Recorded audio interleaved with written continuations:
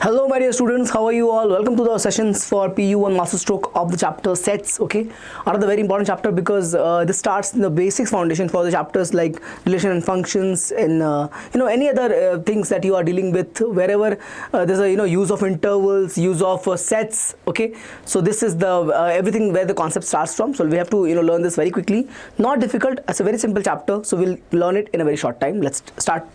The first thing that is coming for you is going to be your some definitions that is there and some major symbols that is been utilized in all the questions. So that's why we'll have a look on all of that. So a well-defined collection of distinct object is called a set. The object of the set are called its members or elements, right? Definition is very straightforward and very easy to understand as well. I hope you get it. So if you write any set, let's say I have two forms of the set. So let's say I'm gonna write this 1, 2 as a set given to us A. Okay, then these 1 is basically and 2 is called as elements or members of the set, or members of the set A, of the set A. Okay, of the set A. That's very simple to define. Okay, so it says very important word over here, collection of distinct objects, means we cannot have similar. For example, I cannot write a set like this 1 1 2. It basically means simply 1 2. We don't have any repetition in the case of any object, any element in the set. Okay, now I can have anything. I can have a variable, I can have a constant, I can have a function in the set, doesn't matter. Okay, the element can be there, but it has to be distinct. Okay, as I said, distinct object is called a set. Okay, now some definitions, some important symbols, let's have a look. N means, we know this from very beginning, not a problem for us. It's a natural number, it's set of all natural number. Same goes with whole number. Okay, W is the set of all whole numbers. Z is set of integers. When you write Q, it means rational numbers. Okay, and for R means the real numbers. For Z plus means only positive integers, only positive integers. Okay, and when it say Q plus means only positive rationals, only positive rationals, and R plus means only positive reals, only positive reals for us. Please check. So we have, whenever you have plus like this, no, you can also have minus also. It means negative integers. Okay, integers.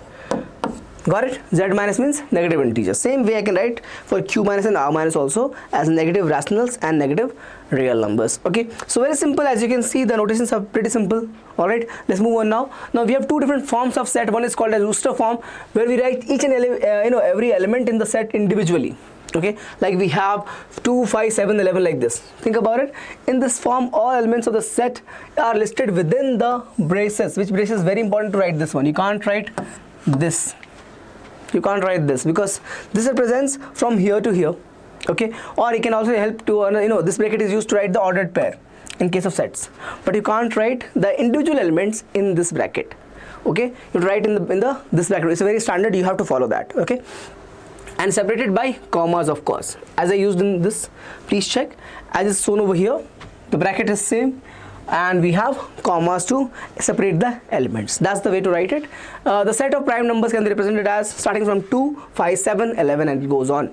Okay, so it will be a rooster form of the given set. If I call this set to be a set, let's say set of prime numbers P, then I'll have the set defined as 2, 5, 7, 11 and like that as a prime numbers. It keeps going on 13, 17 and so on. Okay, now set builder form or a rule form. In this form we don't write actually the individual elements, we just describe it by a definition. Okay, so set is described by a rule or a property or a definition which is possessed by all the elements of the set. For example, just this statement. Okay, I can write here, let's just define a set A which has the element X.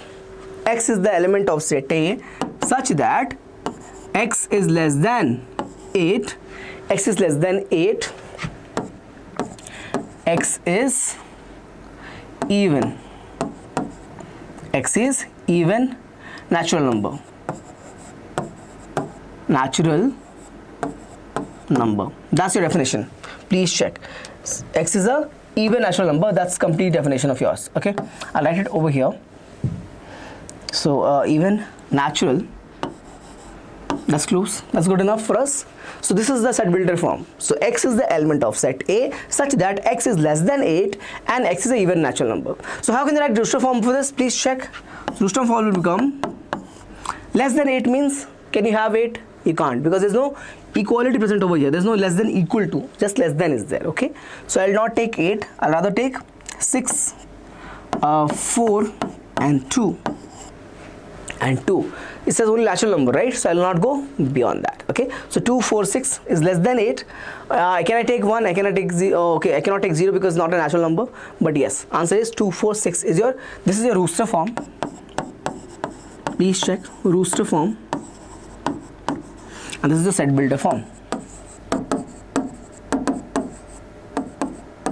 So this is a basic definition of set. I hope you understood everything by now, what I've explained to you. What is a set, the different type of notation symbols we use, and two forms of set. Very important, okay? This is again very simple, very basic, but we have to learn it as well. Let's move on now.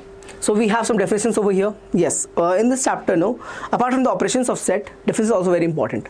Questions can be asked on that, okay? So they can give you a very simple question based on a definition. If you don't know it, again you'll lose 1 mark there. So please make sure that you are through with all the definitions. Let's see the first one. Empty set, a set which does not contain any element. You cannot write this also. Writing 0 will not be an empty set. Not an empty set. Okay, not an empty set, because for empty set it has to be nothing inside. It should have nothing inside. You cannot write 0 inside the set and call it empty. It's not empty. It has 0 in it. That's why it cannot be empty. Only nothing if it's there, then only we call that set to be empty set. Okay, so either you write like this or you write this notation phi. Phi means null. Phi means null set. Also we can call this as null set or void set. Okay. Now we have 2 more definitions over here, finite and infinite sets. As the name suggests, whichever has finite number of elements is going to be called as finite set. Which doesn't have a fixed number of elements will be called as infinite set. Let's have the examples. Okay, so for a set, in the case of finite, we have 3, 4, 5. We have number of elements as 3. Okay, so this will be called as a finite set. Very simple.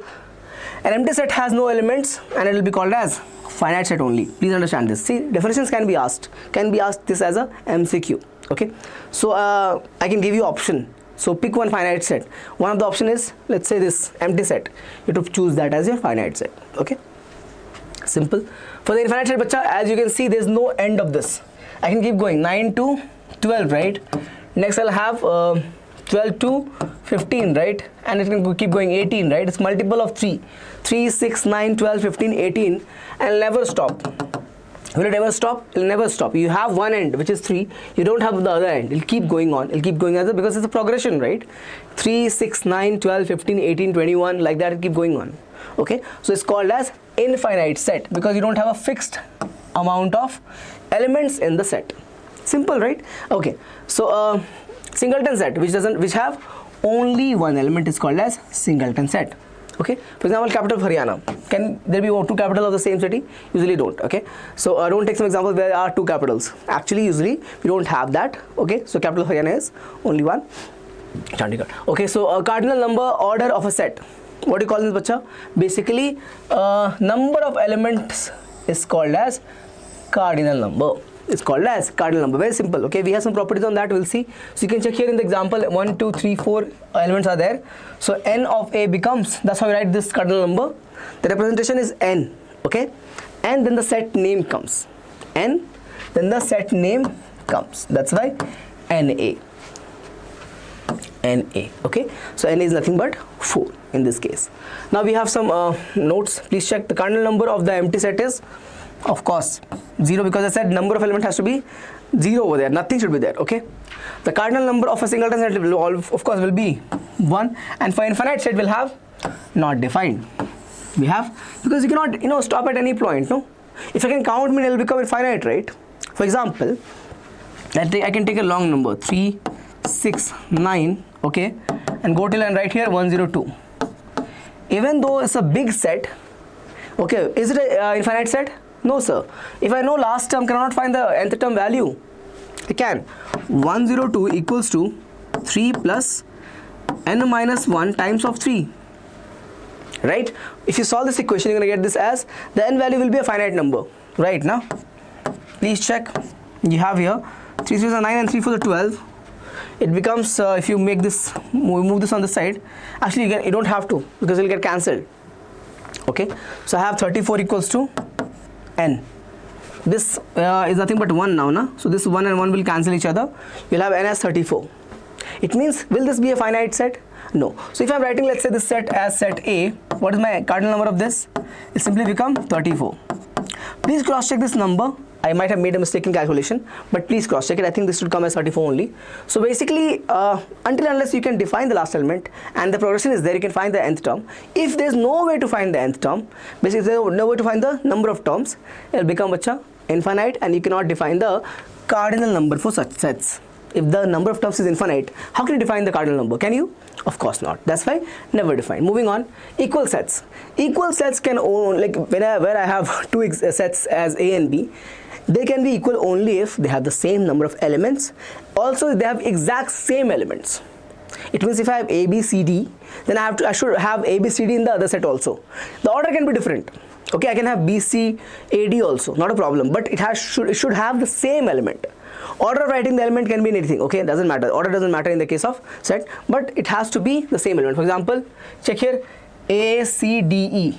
Here we have written D, E, C, A. Even though the order is different, we have the same elements. Please check, 1, 2, 3, 4 elements here, 1, 2, 3, 4 here, and we have same result. A is there, C is there, C is here, D is there, and D is here, E is there as well. Okay, means I get the same. Equal sets will be only when you have the same number of elements and exact same elements. Okay, not less, nothing should be there. Okay, so we call this to be equal sets.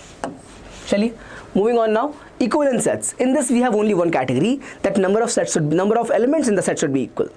Whether the elements are equal or not, the same or not, doesn't matter. Number of elements should be equal. When you say that, when you have that, it's called as equivalent set. Very simple definition. Please check. So basically the cardinal number has to be equal, sir. The cardinal number has to be equal. That's why you can see cardinal number has an important role to play. Even in the case of relation and function, remember number of elements in a set is used to find the number of bijections and all like that. Okay, so very very important. It is written as A equivalent. Of course the symbol will be this one, equivalent approximation. Okay, so this will be actually for equivalent set, not for equal set. For equal set we write like this only, A equals to B. The difference is, over here number of elements and the element has to be the same. Over here only number of elements has to be same. Okay, basically all equal sets will be equivalent set. All equal sets will be actually equivalent set, but vice versa not possible. So all equal can be equivalent, but all equivalent need not to be equal. Okay, please check. So two finite equal sets are always equivalent, but two equivalent sets may not be equal. A set does not change if one or more element of the set are repeated. Okay, if I have, check this out, I have A, B, B, C, C. I can simply write this as A, B, C. No, I told you, right, we can't repeat the elements. Basically we have to write the same element, so A, B, C is there. Okay, let's move on now.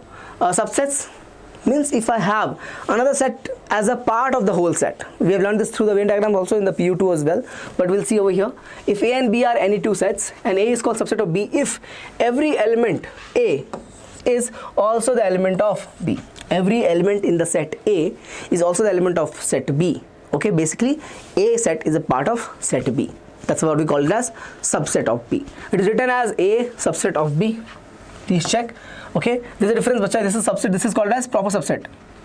There's a difference on this. You have this as subset, this is proper subset. Okay, and read as A is a subset of B, or A is contained in B. I said no, A is a part, A is contained in B. Okay, so all the X in A should also be there in B. So all the X that belongs to A should also be there in the set B. Okay, let's move on. Every set in, so we have some properties to remember over here. Every set is a subset of itself, of course, na. So what did I say for subset?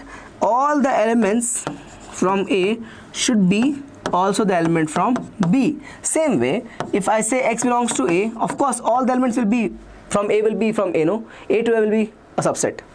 So A can also be a subset of A. So all the elements of A will be, of course, no, all the element of A, there's no need to define it. So every set has a, so itself as a subset, okay? Please check. The empty set is subset of every set. How come so? If I write bacha over here, let's say, the set is 2. What is subset of this? You have null set, you have null set and you have 2 as well. So you have 2 subsets over here. If the set A is defined like this, no? Set A is nothing but just the element 2 in this. So you have 2 subsets of that. One is null set, one is the element 2 itself. Okay. So we have every empty set is a subset of, empty set is a subset of every set. Let A and B be 2 sets, then we have the property. Same thing we just did right now. A subset of B, then n of A has to be either less than or equal to B. N of A should be either, what is n of A means? The cardinal number of A should be either less than or equal to cardinal number of the set B. Cardinal number of the set B. Okay, so you can see over here, I have a different property. If it is only less than, no, I can call that to be proper subset. We'll see that later. And if n of A is greater than n of B, we cannot say A is subset of B. We cannot say that. If n of A is more than n of B, no, then we cannot say A is a subset of B. Move on now. A subset of B and B subset of A means A and B are equal. Correct now? Every element in A is there in so basically every element in A is there in the set B also, and every element in set B is also there in set A. Basically it means they are equal. Basically it means they are equal. Okay. Total number of subsets of a finite set containing an element will be given by 2 power n. Very important, very useful formula. You'll not only use in this chapter, you'll keep using this every time, concept of relations and concept of functions keep repeating. That's why please remember this formula, very, very important. Highly important formula. Please check.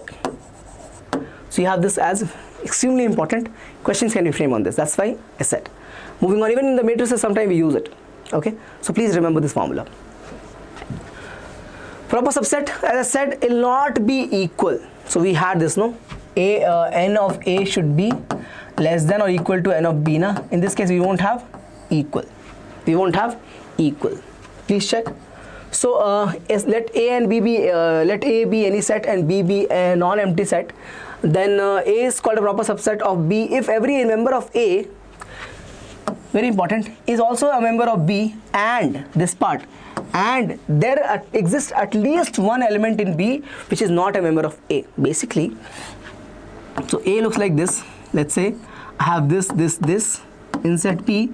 Again I have this, but I also have a different element. So then I can call set A to be proper subset of B. So as you can see, n of A is 3, whereas n of B is 4. So we have, of course, we have NA less than NB, but not equal to. If it is equal to, it will become a subset. But for proper subset, it has to be less than. Okay, means those elements in set A has to be there. Subset definition is like that only, right?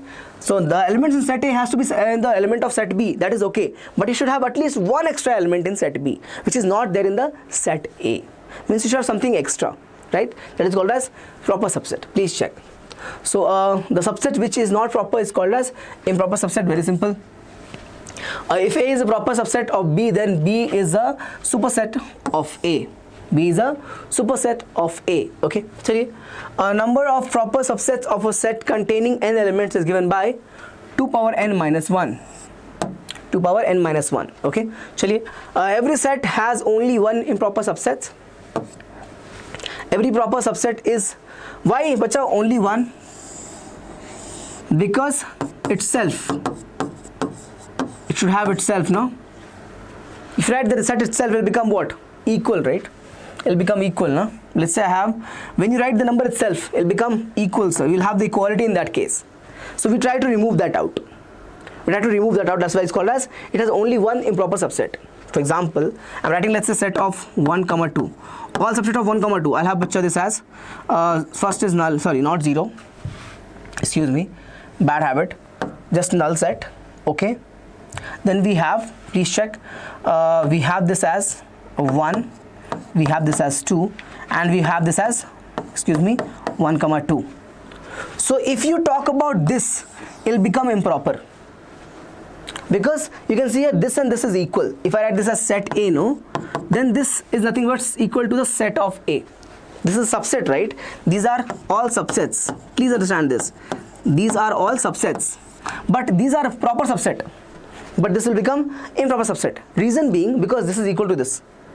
What did I say? At least you should have one element which is not equal, but here completely equal. So that's why we are saying only one improper will be there, okay? Has only one improper set to itself, and that's what we're going to remove to make it proper. Please check. Number of proper subsets, we are removing this part only. I hope this is clear and making sense to all of you. Moving on now. Every proper set is a subset, but a subset may not be a proper subset. Okay, so every proper subset will be a subset, but a subset may not be a proper subset. Okay, chali. Intervals as subjects of R. Okay, means subsets of R, not subject. Pardon me, not subject, basic subsets. Okay, let's move on. So we have, if I define two values A and B. Okay, a part of any real number. How can you define subsets in real number? So if I write this on the number line, have a look. If I write this on the number line, so I have A and B over here, A and B over here. So I can define what this means, what this represents.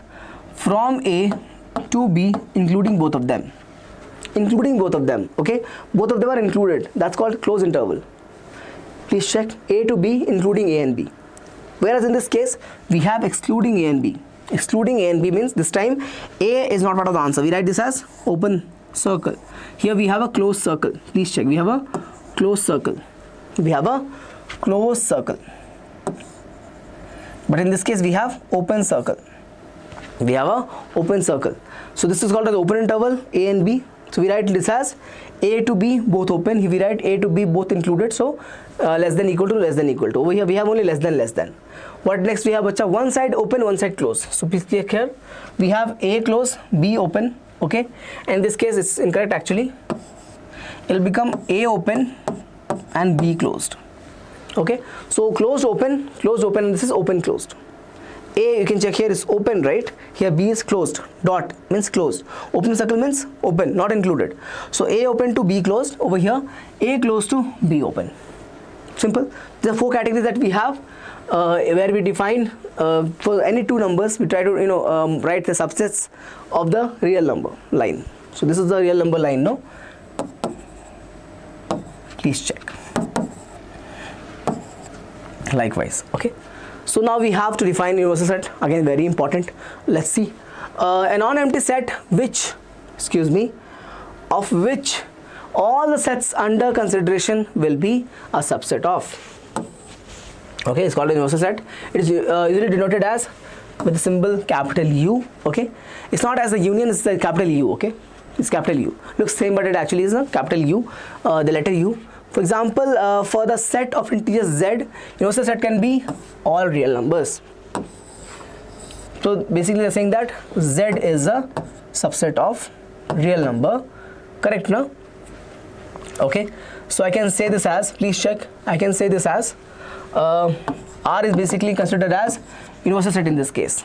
R is considered as universal set in this case. Second one, for the set of vowels in English alphabet, okay, universal set will become all the alphabets in English. Basically A, E, I, O, U is the vowels, right? And it will become A to Z. A to Z will be. So basically, if I write this set, let's say set A as, it's very okay. I'll name this differently.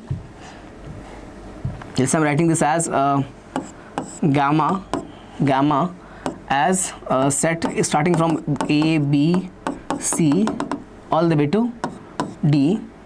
Okay, and I can write this as yeah. So what I'm saying is I can write another set. Let's say another set will be P is given as A, E, I, O, U. So basically what I'm trying to say here, please check. What I'm trying to say here is this P is of course subset of gamma, and this gamma represents universal set. Universal set. Okay, clear? Moving on now. Venn diagrams. Actually, before I come to this, I want to explain the operations first. Then I'll come back to this. Okay, operations on sets. So what we have over here, union of set. Okay, whenever we have two sets like this, please check 3, 4, 5, 6. and we have 1 2 3 4. We take all the elements without repetition. Okay, so we have, check here, 1 is there, we don't have 1, write 1, we have 2, write 2, we have 3, write 3, write 4, we also have 3 and 4 here, but will we take it again? No, we can't repeat it. Okay, we have the other elements 5 and 6. If you check carefully, basically I can say what, so this will become a union. Okay, so I can say A is a subset of union, also B is a subset of union. So both the elements A and B will be a subset of union, and when you write union, it will become bacha A and B. You write this as A union B actually. Okay, please check. So it will become 1 2 3 4 5 6. Same thing I've written over here, 1 2 3 4 5 6. Okay, this is called as operations of set with respect to unions. Okay, so let's read it once. The union of two sets A and B denoted by A and B is set consisting of all elements of A and B, common elements being taken only once. Chaliye. Next is the properties of union set. Have a look. So we have A union B equals to same as B union A. Commutative law is valid over here. A union B union C will be same as A union B union C. Basically you take union of A B first or take B C first, and I'll have the same result. Associative law. What is the next one? A union with phi will be basically bacha A. Okay, so A union with nothing will be simply what? Will be simply A. Law of identity. Okay, phi is the identity of U, and A union A will be simply bacha A. Idempotent law. So again we have union of universal set with A will be nothing but U. What is this U represents? Universal set. Please check. Universal set. Same thing. Okay. Moving on now. Now we have second operation, which is very important, intersection of set. So we have for us union, intersection and difference. Okay, we'll see all of them. The intersection of two sets A and B denoted by A intersection B, this is the notation, is set of all the elements consisting the common elements. Okay, common in both the sets, consisting the common element. Please check. We have an example over here, 1 2 5 6. We have 2 3 4 5. What is that going to be? Result 2 and 5. That's your intersection. A intersection B will be 2 3 2 and 5. 2 and 5. Please check. Okay, now we'll quickly go back to this Venn diagram. Pictorial representation which represents the relationship between sets is called as Venn diagram. For example, I can write here, please check. I've taken the example, remember I took the example of this one. So set of all integers. So I can write here all integers, and this can be my all real numbers. Okay, and I can write just some elements might be there. What is that going to be? Please check. Actually not write like this. I can again write, one second, I can do better. So I can write this as a Z. I can have this as natural number. Okay, and I can have this, please check, I can have this another there will be complete thing, but except for, so I have the same circle, but something like this. If I have that, it will be my whole number, right? This is my whole number, this part will be my whole number. We have 0 outside. 0 is a whole number. 0 is a set of coming from set of integer also. 0 is a real number as well, but 0 is not a natural number. 0 is not a natural number. This is natural number, right?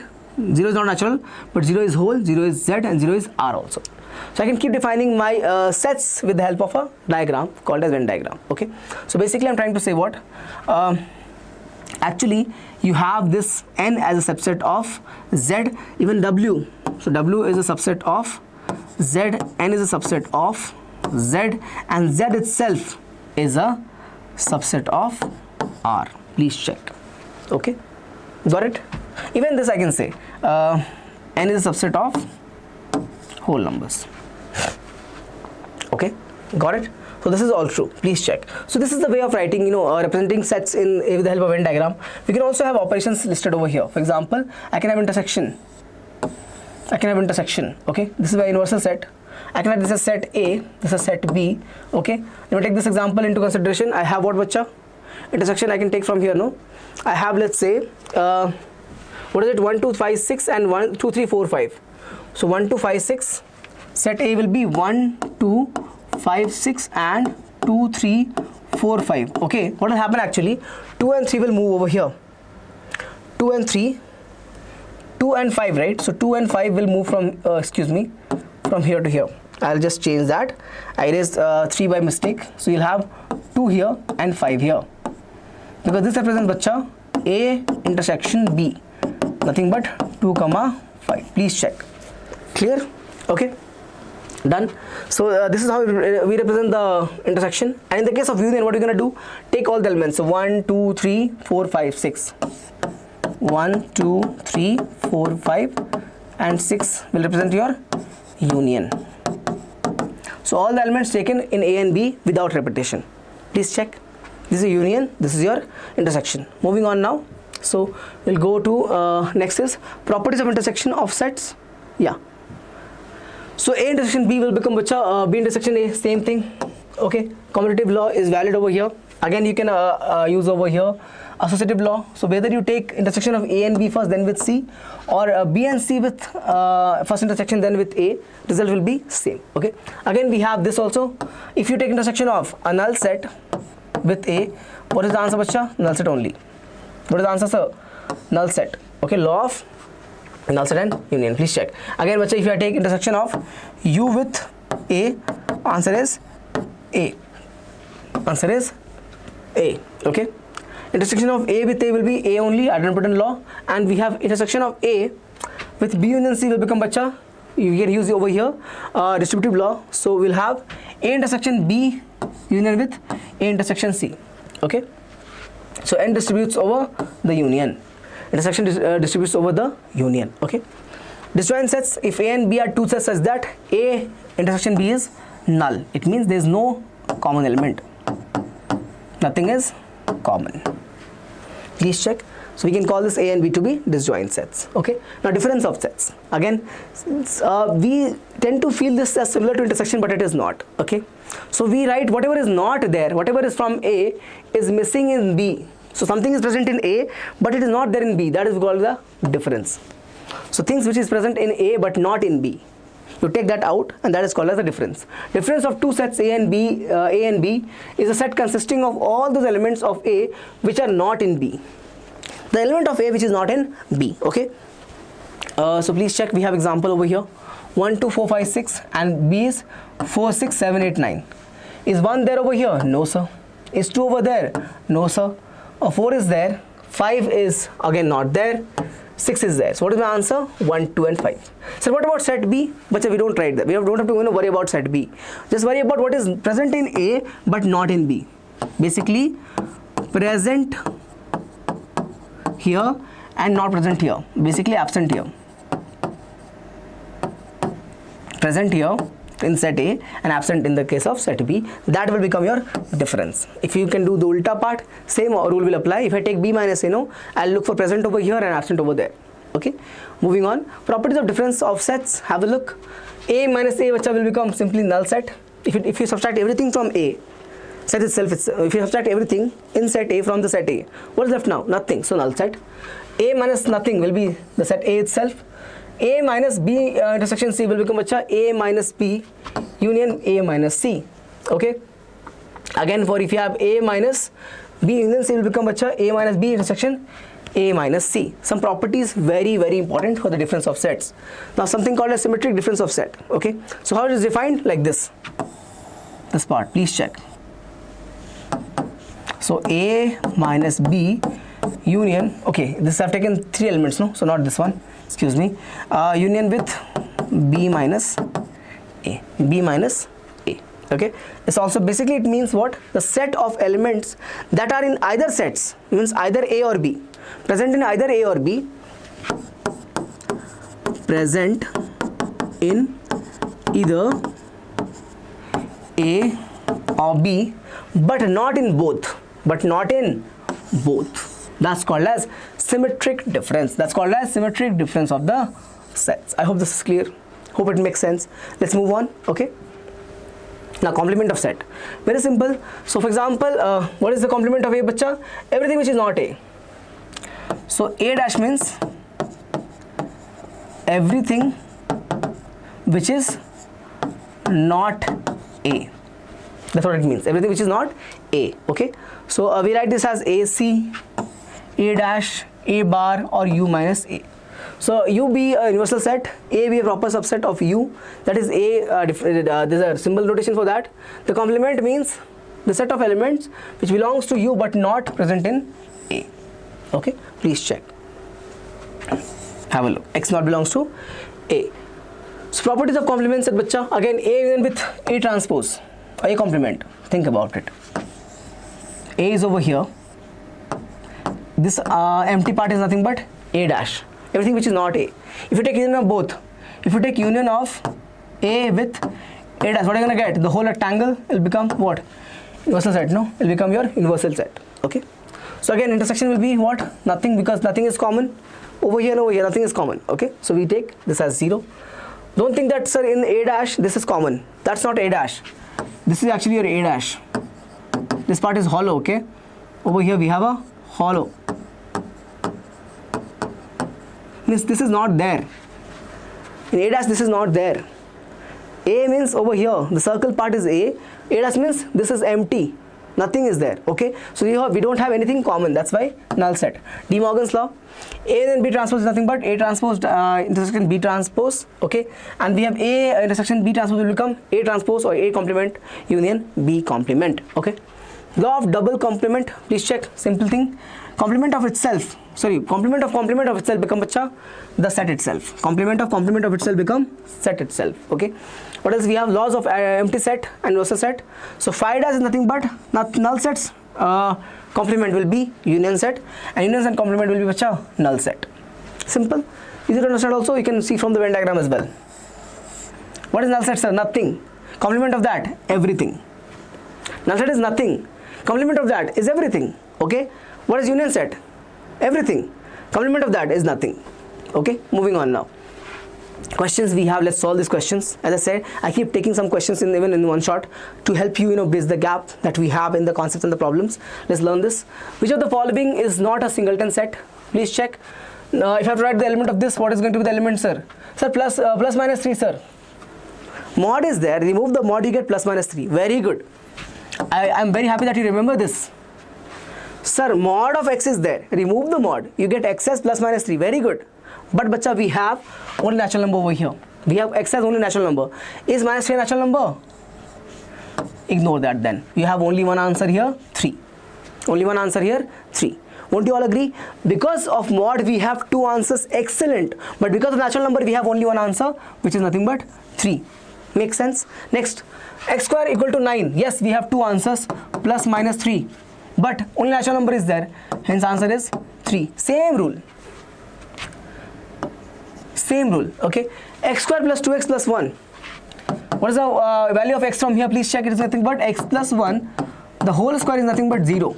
Sir, you have taught us in quadratic equation. What happens? This becomes x equals to minus 1 and minus 1. Because quadratic has always 2 roots. Quadratic has, sir, always 2 roots. So minus 1 and minus 1. But bacha, when we write this set, do we write like this minus 1 comma minus 1? No. We don't write the repetition. We write only one value. That's actually like correct. Okay. These two are not different. We don't write the same element twice. Do we? No. So we have this as the only element in the set. Again called as singleton. We are looking for not a singleton. Check here. We have this case again, but in this case we have z, sir. Okay. It means x square is 4. X is plus minus 2. So plus 2 and minus 2. Is it one element? It's 2 elements now. So it can be said not a singleton. Option D is correct. Done. Let's move on. Okay. What next we have? Which of the following is a finite set? Think about it. Which has finite number of elements?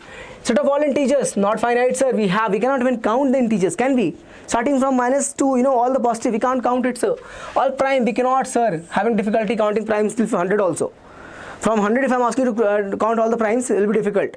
Can you define from all the numbers? Very difficult, okay? So not finite again, okay? Number of months in a year, 12. So if this is, let's say, set A, it will become 12. Finite, sir. Option C is correct. But just for fun, let's look at option D also. Set of parallel lines. Can you define which parallel lines? You can't even define that. That means it's an infinite set, okay? So answer is option C. 2C is the correct answer. First one was option D, 2C. Question number 3 now. Which of the following has only one subset? Sir, 0. Wrong. 0 has two subsets, nothing and 0. We learnt it. Null set is subset of all the sets, okay? But we have over here only null set. It means it's nothing but only one subset. It has two subsets, it has one subset. It will have how many subsets, bacha? 2 again. It will have 4 subsets. This will have 2 subsets, this will have 4 subsets, this will have 2 subsets, this will have 1 subset. How come, sir? Remember this property, 2 power n. I told you it's very important. Please check. For 2 power 2, it will become 4. What is n, bacha? The cardinal number, na? The cardinal number. In this case, what's the cardinal number, bacha? N is nothing but 0. 2 power 0, 1. So we have only one subset. We have only one subset. Third is done. Fourth one. Let's solve this and move on. If a equal to 1, 2, 3, 4, b is set of prime numbers, c is set of positive odd numbers. Okay. A is this, b is prime, and c is positive odd. Positive odd. So what is the universal set L for all of it? Okay. Please check. So will natural number be there? Of course, 1, 2, 3, 4. Natural number can have prime also. Natural number can have odd positive also. So yes, natural number is there. Z, yes sir, Z will have 1, 2, 3, 4. Will Z not have 1, 2, 3, 4? Yes, it will have. Will it not have prime numbers? Yes, it will have. And will it not have positive integers or positive odd numbers? Yes, it will have. Okay. So correct. R. All real number will have 1, 2, 3, 4. All real number will have set of prime numbers and will have all positive and odd number also. Hence the answer is all of these. Option D is correct. Can you get that? Moving on. Question number 5. If A is 1, 2, 3, 4, B is 3, 4, 5, C is 4, 5, 7, 8, then A minus B minus C. First find A minus B. Is there in A but not in B? Is there in A but not in B? 1, 2. 1, 2. A minus B. How much is that? 1, 2. Okay. Minus C. Is there in A minus B but not in this? What is the answer? 1, 2 only, na? So option D. So A minus B minus C will be nothing but, have a look, 1, 2 only. Is there in A minus B? What is A minus B, bacha? 1 and 2. 1, 2. Okay. So 1, 2 is there in A but not in B. So that is the definition of A minus B. Again, A minus B minus C. So whatever is there in A minus B but not in C? We don't have 1, 2 in C. That's the answer, 1, 2. So option number D is correct. I hope nobody has doubt in this. Whatever is present in the first one, not in the second one. Okay. Which of the following is equal? A minus B union B minus A. Okay. So A minus B union B minus A. This is the definition of symmetric. What do you call? Symmetric difference. Symmetric difference. Remember the definition? In either of them but not in both. Present in either of them but not in both. Not in both. Either of them. Please check. A union B. Correct. But not in both. That's why minus intersection of A and B. Option number C is correct. Excellent problem. See, I told you just definition question can be asked. So very, very good question. Have a look.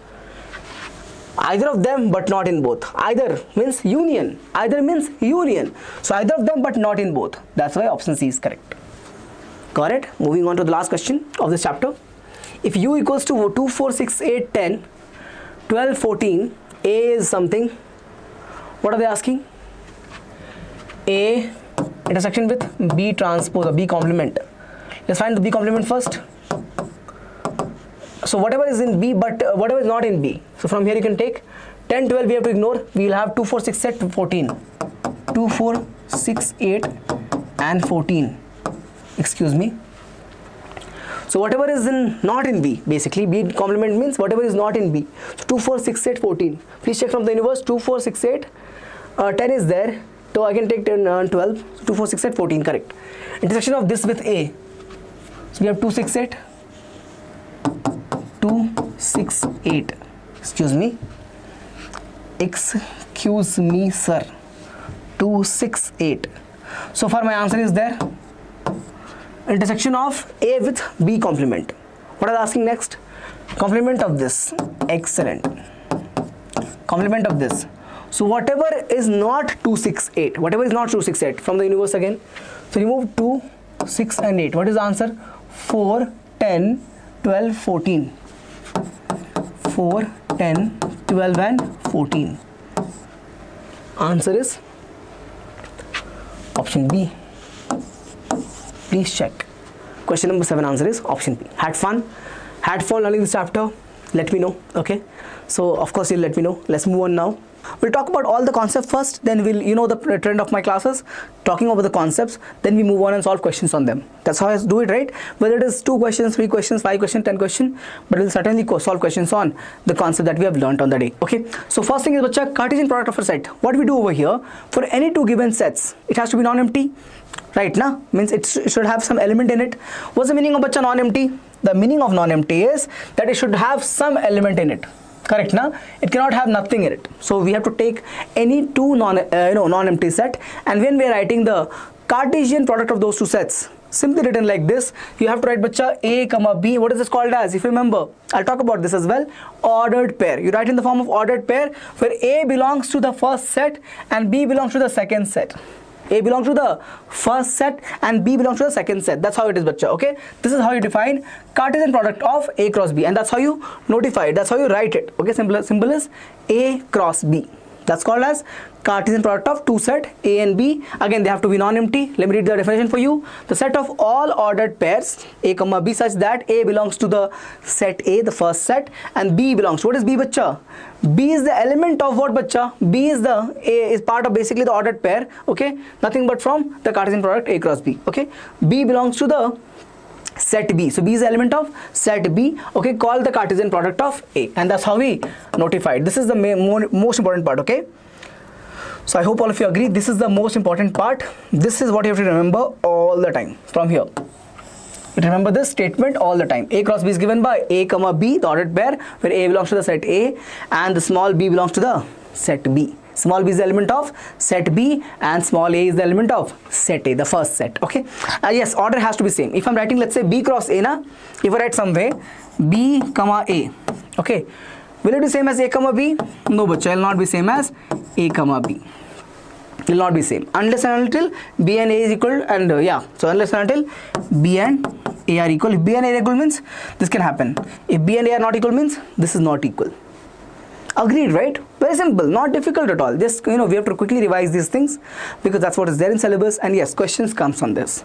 Questions comes on this. It's not like the question is not there. I've taken question like this, so not PYQs actually. Simple questions I've taken, but yeah, question can be framed from here. Then why to miss out on that?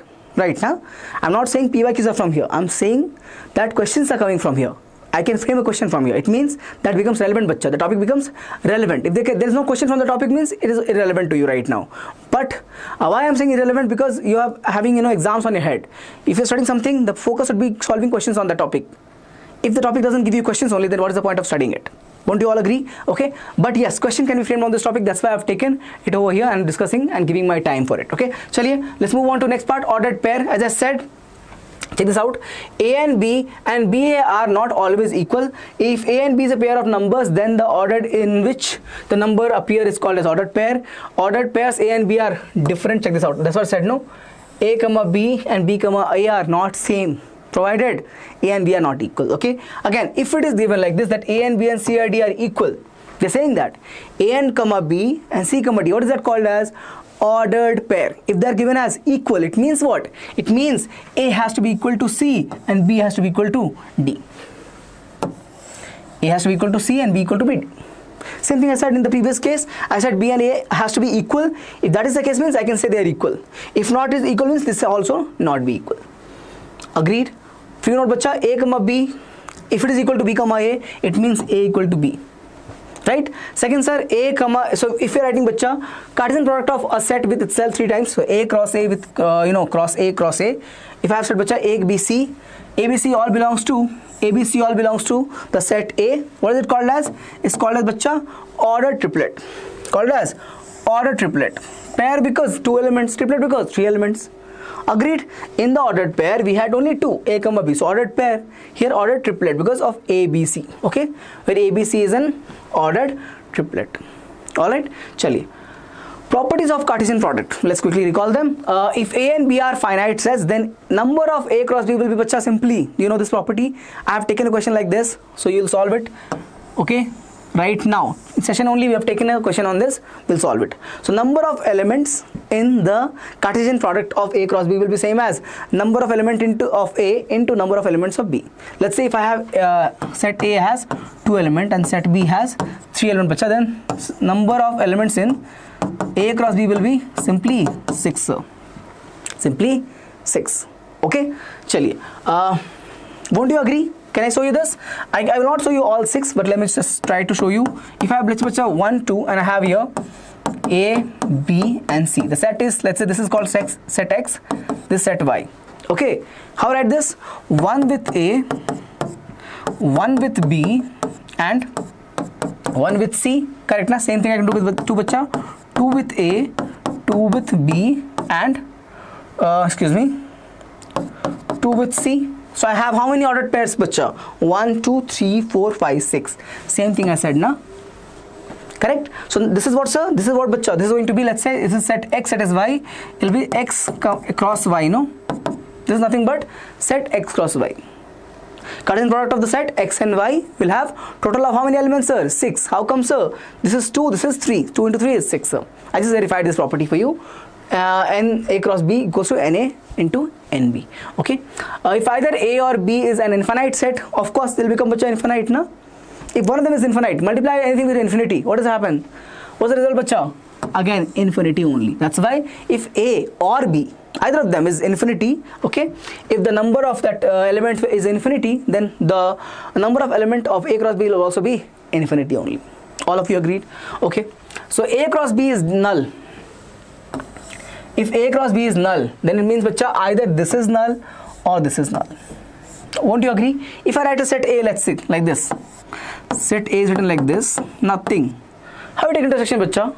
Nothing only, na? So if either, if a product of, or basically Cartesian product of a set or two sets is coming out to be null, it means either of the set has to be null. Either of the set. Either A or B. Okay, chaliye. For any three sets A, B, C, we have some property, bacha. Okay, very, very important. Very, very important. Okay. Cartesian product of A with the union of B and C will be equal to A Cartesian product with B union A Cartesian product with C. I'll repeat again. Cartesian product of A with the union of B and C will be union of A Cartesian with B and B A Cartesian with C. The property is like this. Okay. You can distribute the property A cross B union B cross C. A cross C, sorry, not A B cross C, A cross C. What property is this? Distribute property, correct now? A cross B union B A cross C. All of you agree? Yes. Same goes here, bacha. A cross B intersection A cross C. Over here also same property, means Cartesian product of A with the intersection of B and C same as A cross B intersection of B A cross C. Chaliye. If I have, bacha, this is very, very important. If I have A cross B equals to B cross A, is nothing but it means A equals to B. We talked about this, right? Similar to that we talked about in the case of elements, but over here I'm saying what, bacha? In the case of sets, but the property remains same. Correct now? Check here. Over here, so ordered pair is same, means the elements are same. Same thing over here. If I have Cartesian product same, it means the set is same. I'll repeat. The Cartesian product of two sets are same. It means what, bacha? In the reverse order, A, B and B, A. It means the sets are actually equal. All of you agree? Let's move on to the good properties, bacha. Please have a look. Again, few more properties. If A is a subset of B, then A cross A subset will be, again, will be a subset of A cross B intersection B cross A. Correct now? Check this out. I can write this, bacha, as what, sir? This part I can take A cross, okay, B intersection B, right? B intersection B. I've taken A cross B intersection B. I've taken A common. I can write it like this, of course. Okay, what happens, bacha? Check this out. It'll become A cross B. Sorry, not B cross A. A cross B. It'll become A cross B. Product of A and B. Okay, isn't this A cross A subset of A cross B? How come, sir? Because A is subset of B. Won't you all agree? I have just simplified this part in terms of this. Same way we can say if A is subset of B, then bacha A into C will be subset of B into C. So I have taken for any set C, okay, we can apply this property. A cross C means the product of A and C. What product, sir? Cartesian product of A and C will be a subset of Cartesian product of B and C. Okay, chaliye. For any two sets A and B, we have, sir, A cross B intersection with B cross A equals to A cross B intersection, okay, A intersection B with B intersection A, the Cartesian product. Okay, check this out. A with B intersection, okay, and multiplication with B intersection A. Again, a very, very important property. Very, very important property. Okay. Now let's see the notes that we have. If A and B have n elements in common, if A and B means two sets, I'm writing bacha two set A like this, some elements are here, and set B like this, some other elements are here. How many elements are common, bacha? They have total of n elements common. They have total of n elements common. Okay, then A cross B and B cross A will have n square elements common. That's the property. If you want, you can try it out. Make a small set and try to find A cross B and B cross A and check for their common element. How many elements will be common, bacha? N square. N square, sir. Okay. Do one thing. Write here three elements. Write here three elements. Make two of them common. Okay. Means 1, 2, 3, 1, 2, 4. What? How many elements are common, sir? 1, 2, 1, 2. And do one thing. Find the product. Find the product. What product is a Cartesian product? Okay. So I'll tell you. I will not solve it. I'll just tell you. 1, 2, 3, 1, 2, and 4. Do one thing. Find A cross B. Okay. And find B cross A. You will find, bacha, that these will have 4 elements common. Of course, na 1, 1, 1, 2. Okay. And 1, 4 is there. Same. We will have 1, 1, 1, 2 like this as well. Correct, na? 2, 1, 2, 2. All of you agree? 1, 1, 1, 2. 2, 1, 2, 2. 4 elements are like this.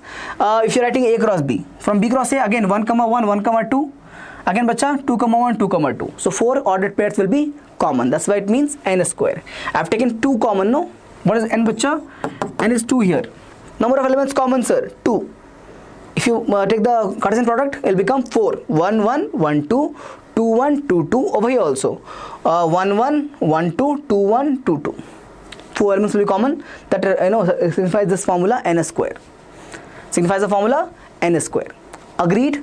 Please solve this. Try and solve this. Okay, just solve this. Let me know in the comment section. Yes, sir. Agreed. Just let me know this property. Yes, sir. It will be equal to n square. It should be coming as 4. Okay. Let me know. So moving on, sir, to relations definition. If you look at, let x and y be two non-empty sets. Again, then a subset of x cross y is called a relation from x to y.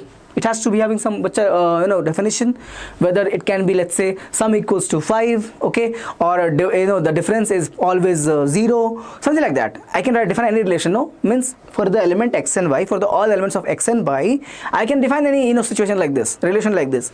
Sum to be equal to 5, difference to be equal to 0, the product is always even, like that. I can define, bacha, any relation, and then you get a pair. What is it called as? Ordered pair A comma B. Okay, this will be the element of the relation R. This will be the element of the relation R. Okay, where this is called as the domain.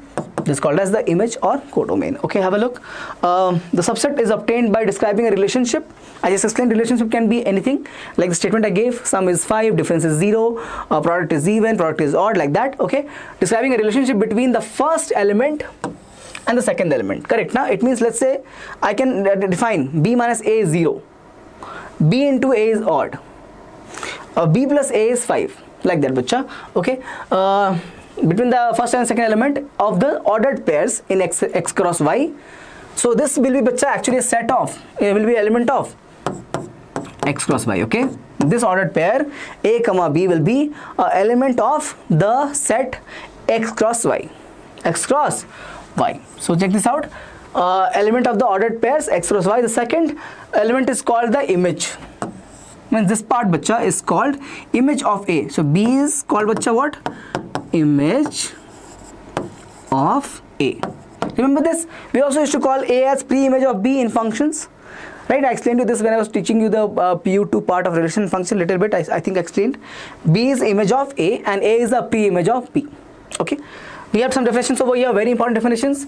Domain and range, the set of all first elements.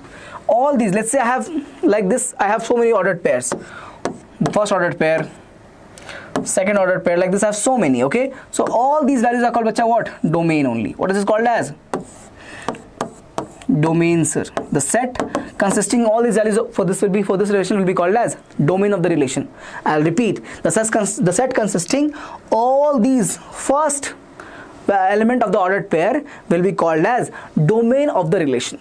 Domain of the relation. Okay, let me read the definition. The set of all first elements of the ordered pair in the relation R from set A to set B, okay, is called the domain of the relation R. Correct now? Okay. What is set A and set B, bacha? Where the relation is defined. How define that? A to B. Relation of from set A to B. Okay. Chaliye. The range, bacha, the set of all second element of the ordered pair, this part over here, is called as range, sir. Is called as range, bacha. Yes, sir. It's a definition based only. What can I do about it? The chapter is like that. Okay, we'll complete it in one shot. Don't worry. I'll not, delay it. Okay, chaliye. So the set of all second elements of the ordered pair in the relation R from set A to B again is called as range of the relation R. One more thing. What is called one, bacha? The whole set B. Whole set B. What happens now? Sometimes in a set, what will happen? I can have, let's say in set Y I'm talking about. This set B is nothing but, bacha, if you see the definition, is same as set Y. Basically I can write this to be A to B also, na? A to B also, okay? So time to say this. I can have a element in set B which cannot be defining this relationship. For example, I can have, let's say I'm looking for in set A, I can write it over here. Let me just erase some part. I'll explain this to you. So let me just erase this. Okay. Okay. So I'll just erase this. Okay. So I have, let's say, set A over here and set B over here. Let's say my relation is that the product is odd. The product is odd, sir. Okay. Then I can write, bacha, here 3, 4, 9. 3, 4, 9. Okay. All right. This is going to be 2, 1, 7. Okay, 2, 1, 7. Okay. Let me write this as some other odd number. Okay, I'll not write 3, 4, 9. I'll write some other odd number. Let's call it as maybe 5. 3, 5, and 9. 3 into 1, bacha, odd. 5 into 1, bacha, odd. 9 into 1, bacha, odd. Same goes here. 3 into 7, sir, odd. 5 into 7, sir, odd. 9 into 7, sir, odd. So if my relation is that the product is odd, what is the relation, bacha? The relation is product is odd. Product is odd. So I can make the ordered pair, what, bacha? 3, 1, 3, 5, 1, 5, 7. Again same, I can go with, bacha, 3, 7. Sorry, 3, 1, 5, 1, and 9, 1. I can write again, bacha, 3, 7, 5, 7, 9, 7. I'll get what, which total of 6 ordered pairs. Okay, but you can see here this 2 is the 2 a part of range. If I have to write the range over here, check this out. I'm gonna ask you to write something for me. This is okay. I'll erase this part as well. Let me just write. I'll ask you to write the value of domain range. So just try from your side first, then you cross check with my values. Do one thing, pause the video, find the domain. So list out all the domain, all the range, and all the codomain.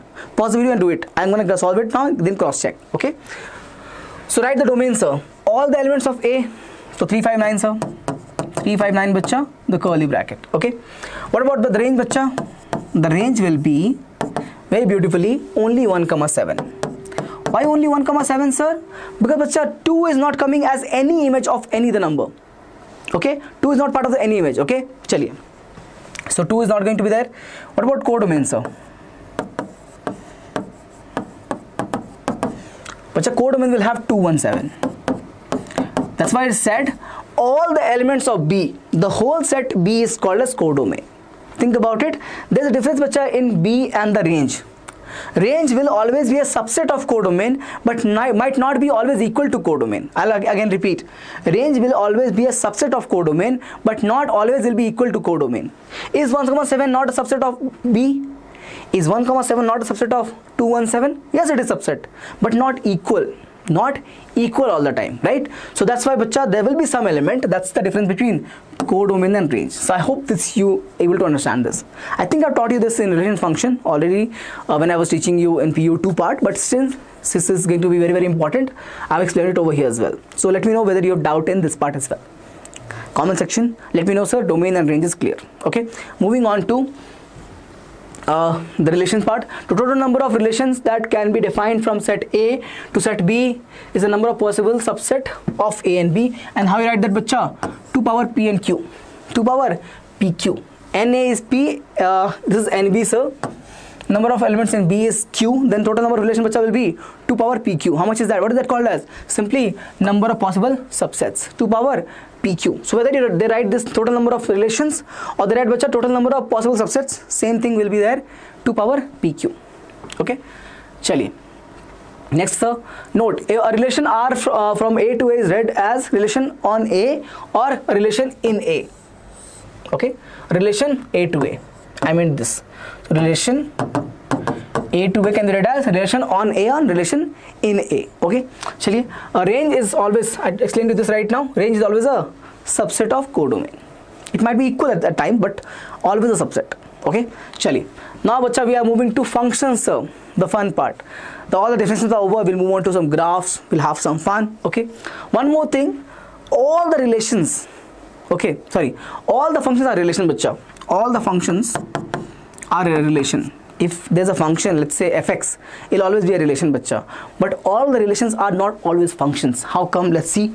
So we have, let A and B be two non-empty sets. A correspondence between the elements of A and B is called a function. What it means, bacha, basically? It means relation only, no? A relation between the elements of A and B is called as function from A to B if for each element of A, there exists only one element in the set B. Element in the set B. That's the definition. That's the difference between the relation and function. Okay, means, so correspondence is basically relation. Okay, so I can have only one unique image of a element in set A. Okay, a function is also named as map. Okay, we call it mapping between two domain, so like two sets. So map, okay, a mapping, a function from set A to B is denoted by this format, f from A to B. Same thing, right? We used to write R for A to B, same way. Okay, the set A is known as domain of F and set B is called as codomain. I don't think you have doubt in this part. I've already explained the same thing in the relation section. All set of all F images of A is known as range. Correct na? I said na functions images, right? Correct bacha? I explained this. What is the meaning of this? So let's say I have this set A and this is bacha set B. What is it called as? These are the pre-images. Okay. Okay. Okay. And these are called bacha images. What is this called as? Images, sir. These elements are called as images of the elements of set A. Nothing but range, sir. Nothing but range, sir. Range. What about this bacha? Let's say element is left. If you include that also, it will become codomain. Only images, if you make a set of only image of the element of domain, I'll repeat, if you make a set of only images of the element from the domain, it'll make bacha range. It'll make range, but the entire set B will be codomain. Range is a subset of codomain. Chali. So what I'm getting now, last part, how to define the function? So range will be equal to fx. Okay, okay, range of fx is x belongs to A. Range of function is subset of a codomain. Explain this part as well. Let's move on to the functions now. A function is always a relation, but a relation is not always a function. I explained you this part as well. All functions are relation, but not all relations are functions. There is a condition defined. I explained you right now the definition. Some important functions, very, very important. Not only for the chapter's point of view, because since it is a PU1 chapter, now what happens is, I have gone with the weightage category because we had less time. So I first did your weightage, high weightage chapter for KCET series, which was again very, very important for your boards and for your KCET. But if you were actually in PU1, this is very important, right? Because everything that you've learned from there is based upon these functions graphs only, these conditions of definition of a function. For example, we have identity function, we have modulus function, signum functions, whatever it is. we have learned that bacha. If you have learned this, then only you will be able to solve the other questions. So that's why whenever I've taught you those important topics, I explain you the functions at the same time as well. So I'm gonna quickly go through this. Don't have to put so much effort right now, because already I have discussed these functions with you in detail, right? Chaliye. So first function, identity function, bacha, what happens is the x and y will be same. The x and y, basically the elements of the domain and codomain will be equal, will be same. So have a look. A function f r to r is said to be identity function if f associates with every element of set r with itself. Okay. Thus f r to r is an identity function. It will be coming like a line passing through the origin with equal inclination on both x and y axis. It's called as identity function. What it means, bacha? It means the element, if y is element from the codomain, will be equal to the element from the domain. So y equal to x. All of you agree? Simple, right? I can move on? Yes, sir. Constant function, bacha, what happens over here? For any value in the domain will have only one value in the codomain. Okay, so we'll have only one value, which is nothing but y equals to c. So regardless of any value of x, what is y value? Always a c. That's called as constant function. It's a constant function. Have a look. Okay. So same thing written over here in definition also. I can skip this part. Polynomial function, bacha. Have a look. We write this variables to the power 1, 2, 3 like this. Correct, na? It can be written in terms of linear function, in terms of quadratic, cubic, biquadratic, like that. We keep going on. What is this called as? A0, A1, A0, A1, A2 till An is called as coefficients of the variable term, right? So this all, bacha, are going to be all real numbers, and they are called as coefficients. What is this going to be? A0, A1, A2, A3 till An will be equal to, bacha, constant numbers, the real numbers, and called as coefficients. I hope this is clear. Okay. So we write in this format. It can be not always plus sign. It can be negative sign also. This can be negative sign because I've mentioned here real numbers. No, can real numbers not be negative? Can be negative, right? Okay. The rational function, sir, it will be in this form, bacha, fx by gx. Okay, where gx is not equal to 0. How come, sir? It will become undefined. Gx is not equal to 0. Not equal to 0. And what is fx and gx? They are polynomial function. They are polynomial functions of x. In this form, if writing two polynomial function, provided that gx is not equal to 0, it will take a form of rational functions. We have seen this kind of function. Okay, chaliye. Modulus function of which what happens is it will have the range will always be only positive. Modulus function, sir, remember this, always positive range. Think about it. Okay, sir, this is negative, sir. No, bacha, this is not negative. Check this here. X is negative. X negative means, sir, minus x is positive, bacha. Won't you agree? X is negative, sir. It means minus x is positive, sir. Correct, na? So the range will always be coming as positive, bacha. So y will always be non-negative. It can be 0 to infinity. 0 to infinity, sir. This is a square bracket. 0 to infinity. Check this out. From 0 to infinity. Okay. So range is all non-negative numbers, not just positive. Even 0 is there. So that's why all non-negative real numbers will be your range. What is the code? What is the domain, bacha? All real numbers. From all x negative to positive will be there. So what is the domain, sir?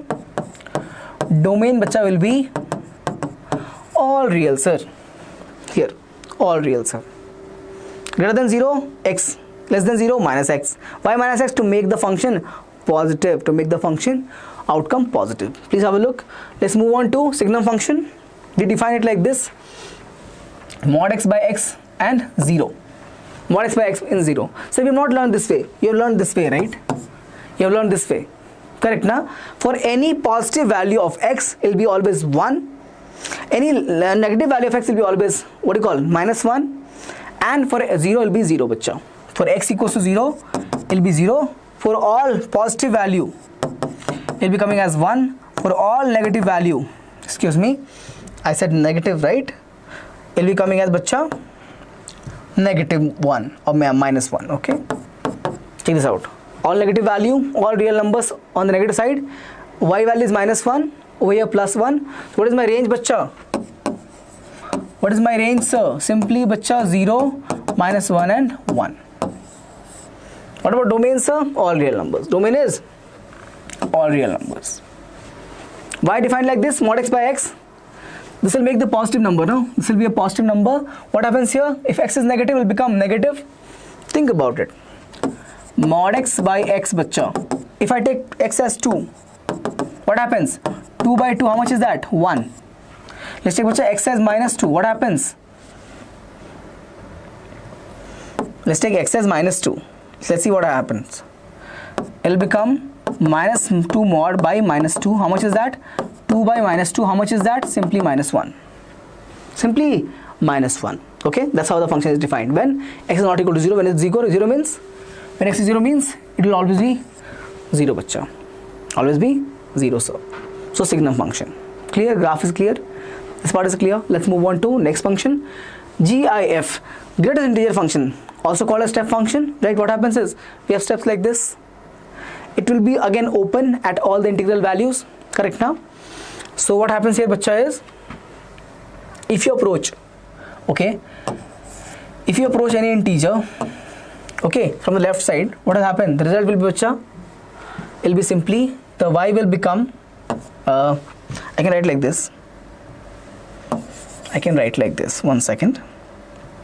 If you're approaching the function from the left side, z minus, actually, it's not 2, it's z minus. I can write integer as, let's say, okay, z only, I'll write z minus, any integer. It can be 3, 4, minus 3, anything. From the left, what happens, bacha? The answer would be z minus 1.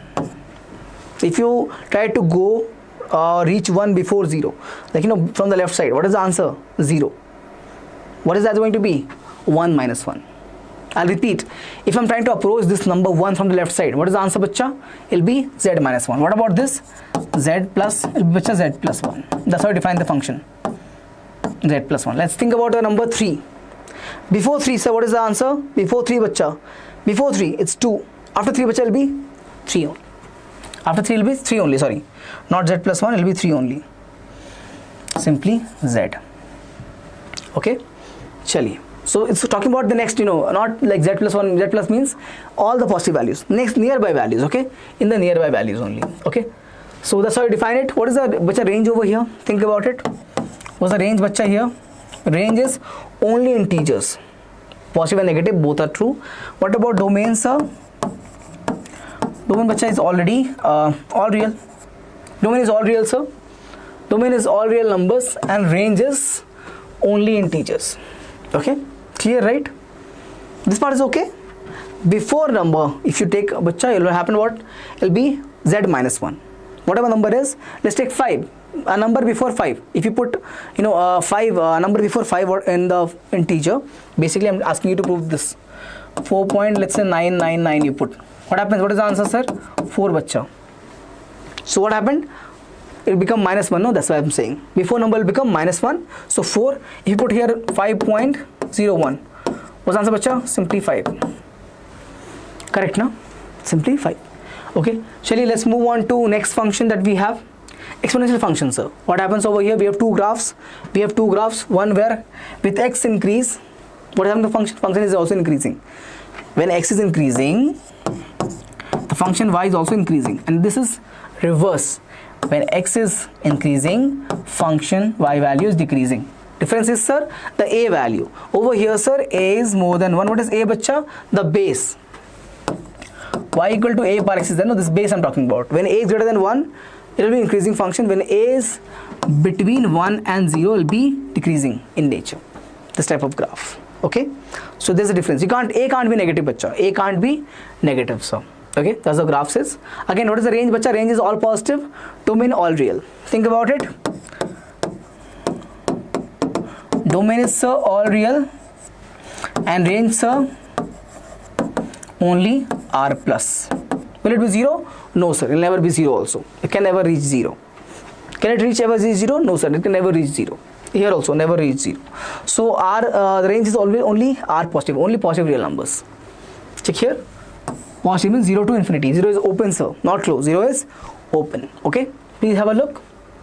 Chali. Okay. A is positive and a can never be equal to 1. That's the condition, right? That's how we define the exponential function. A can never be equal to 1, bacha. I hope you agree. Okay. A can never be equal to 1, sir. चलिए why it is 0 comma 1 sir, because if you put exponent power as anything as 0, let's say a power 0, how much is that bachcha? Always 1, no? Anything to power 0 is always 1, that's why 1, 0 comma 1 is here, and here also 0 comma 1 is there. That's not a doubt, but I just wanted to explain you. Let's move on to square root function. Have a look. Have you seen this kind of graph? Yes, of course, parabolic graph. When you join this, what happens there? You have this also with you. You have this also with you, y plus minus root x. But I've taken over here only positive side. Yes, I've taken over here only positive side. Y equal to only positive x we want, not this one. Only this part. Y equal to only positive of root x. Okay. Then you take this. What happens, bacha? X can be only positive. And what is the root? So basically your domain is what, bacha? Your domain is 0 to infinity, only positive, and range also same thing, sir. 0 to infinity, only positive. Why only positive, bacha? Because taken only positive sign over here. If you take this also into account, the graph over here like this, then I can take negative as well, right? So but for this function I'm taking only positive, that's why range is also positive and domain is also positive. Clear? Let's move on to logs now. Log graphs, two things to remember over here. First of all, again the same condition will happen with the base. How did I log first? Log, bacha? Log of a function, any variable x with the base a. Okay, this base a can never be equal to 1. Okay, this base a has to be always positive, and domain is always positive. The domain of log is always, sir, positive, not non-negative, always positive. Log 0 doesn't define. Log 0 is not defined, sir. We don't have x greater than equal to 0. We don't have this. X greater than equal to 0 is not like this. Always x greater than 0 means only positive numbers you can feed in log, sir. Okay, check this out. When we have a greater than 1, the log is increasing in nature. When you have a between 1 and 0, the log is decreasing in nature, but always on the positive side of the y-axis. Okay, sorry, x-axis. Only the positive side of x-axis, bacha. The graph is passing from 1, 0 because log 1 is 0. You know this? Any base you take, log 1 is always 0, bacha. Please have a look. Domain is r plus. What is the range, bacha? All real numbers. Range is all real. Check this out. Doesn't it make sense? We have learned it. Now we have learned it. Inverse trigonometric function, when we learned, log and exponential function are inverse to each other. Domain is r plus, range is r. Check this out. Range is r plus, domain is r. Inverted, no? Domain is r plus here. Their range was r plus. Their range was r plus and domain was what do you call, r. Check this out. Domain was r and range was r plus. Here just opposite. Range is r and domain is r plus. Clear? Let's solve the questions now. Okay. First question. If a cross b equals to p comma q and p comma r, m comma q, m comma r, then sets a and b are. So bacha, p is the element of set a and m also is the element of set a, means p and m has to belong to set a, and q and r has to belong to set b. So p, m and q r, option A is correct. Correct, na? Option A is correct. Think about it. If I had set A as P comma M and set B as Q comma R, what we can write, bacha? PQ PR, PQ PR, MQ MR. Same thing written over here. If you write this, no? A cross B, what you can write? PQ PR and so on, MQ and MR, right? So this is clear. Question number 2 now. If A is 8, 9, 10 and B is 1, 2, 3, 4, 5, then find the number of elements in A into B. Okay, this is the same thing, right, bacha? So NA into NA into NB will be equal to, bacha, this NA into B. How much is NA, sir? 3. So 3 into 3. NB, sir, 1, 2, 3, 4, 5. So 5. I'm getting here 9 5s are 45. So answer is 45. Option B is correct. Just taught you this. I told you I'm taking a question like this on the property.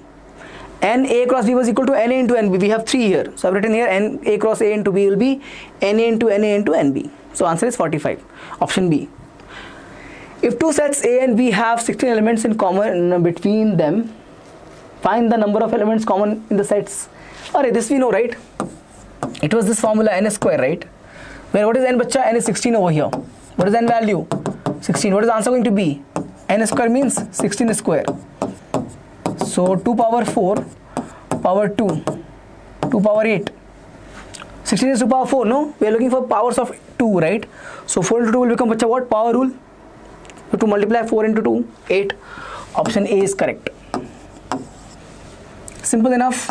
Very simple. Not difficult at all. Simple problems, right? Chaliye. But property based. If you don't know the property, then very difficult. You can't get it right. You lose 1 marks. As I said, no, chapters of PU1 are very simpler. Just stick to the concepts and formulas. You'll get the answers for sure. And you'll get the right answers for sure. Question number 4. Find the values of A and B if 4A minus 2. This is the property of ordered pairs, sir. This has to be equal to this, equation 1. This has to be equal to equation B, equation 2, 2 variables. 4A minus 2 equals to 3A minus 1. Bring this 3 over here and this minus 2 over there. I get 4A minus 3A equals to minus 1 plus 2. So I get here, oh, very simple, A equals to 1. The next one, bacha, B plus 4 equals to 5. Why, sir? The property A comma B equals to A comma B or C comma D. When A is equals to C and this property, sir. A comma B equals to C comma D when A equals to C and B equals to D. Same thing I'm using over here. B plus 4 equals to 5. B equals to 1. A is 1, B is 1. A is 1, B is 1. Option C only is right. A is 1, B is 1. Rest all we have negative sign as well. So option C is correct. A is 1, B is 1. Please check. Please check. A is 1, B is 1. Okay. Moving on to question number 5. Let A, B, C, D and B, X, Y, Z. Which one of the following is not a relation from A to B? This is there. This also is A to B. This also is. This isn't. Check this out. D comma A. Coming from the same element. I am looking for bacha relation from A to B, right? 1 second. Relation from A to B, right? A to B. Then I can't write no D comma A. This has to be bacha coming from this element has to be from the set B, right? This A does not belong to set B. The A here does not belong to set B, does it? Check this out. We have X, Y, Z. It means incorrect. A does not belong to set B. It means our incorrect option, which is not a relation of A to B, is D. Clear, right? Not a confusion. They're looking for an answer which is not a set of, not a relation from A to B. So first 3 are, the last one is not. Please have a look. If a relation R is defined on the set Z of integers as A comma B equals to belongs to R, A square plus B square is 25, then domain of R. Okay. Check this out. I can write this as B square equals to 25 minus A square. So B equals to root of 25. Okay. 25 plus minus A square. We'll have a plus minus sign over here. Okay. Domain. What can I take, sir? I can take 0. Yes, I can take 0. If I take 0, what will happen? It will become plus minus 5. Check this out. Plus minus is there. It will become 25 minus 0. What's answer, bacha? Root 25. So root plus minus 5. That's okay. Correct, na? Why okay, sir? Because bacha, this is defined on set of integers. This is correct, no? Plus minus 5 is both set of integers, right? Plus 5 is integer, minus 5 is also integer. So 0 is okay. We have, sir, 3 also. We have 3 as well. So let's take 3 over here. If I take A as 3, what will happen? 25 minus 9, 16, plus minus 4. If I take A as 3, or plus 3 or minus 3, I can take anything, no? Whether I take plus 3 or minus 3, it will become the same thing, right? The square of that will be always 9 only. If I take A as plus minus 3, what is bacha? This will become, B will become plus minus 25 minus 9 only, na? How come 9, sir? Square of plus 3, 9. Square of minus 3, 9. What is the answer, bacha? Plus minus 4. Correct? So this is also an integer. It means b plus minus a plus minus 3 is also okay. A 0 is also okay. This is bacha when a is 0. Same thing if you do with a plus minus 4. What will happen? It will become 16 minus 16. So 9. 25 minus 16, sir. How much is that? 9. Plus minus 3 is also okay. Plus 3 is integer. Minus 3 is also integer. Now take bacha plus minus 5. It will become 25. This part will become 25, which is 0. 0 is also integer. Okay. It means our option is C. I hope you got it. I'm replacing this a with 0, plus minus 3, plus minus 4 and plus minus 5. I'm getting the result. Whatever the result I'm getting, that has to be an integer. How come, sir? That's what the set is defined for. Okay. If it is coming as integer, means the respective a value is correct, is suitable. Okay. It means 0 plus minus 3 plus minus 4 and plus minus 5 is the suitable value for the domain of the relation R. All of you agree? Option C is correct. Let's move on to question number 7. Let R be the relation on N defined as x or y if x plus 4y equal to 16. Okay. So I can take 4 as x. Let's see. I take 4 as x. What I have? X plus 4y equals 16. Take a bacha x as 4. 4 plus, what will happen to this? 3, na? 4 is 12. So y is also 3. If I take x as 4, y will come out to be 3. Correct? 4 plus 12 is 16. That's correct. Because bacha, they are saying that it should be on natural number. Means y also has to be a natural number.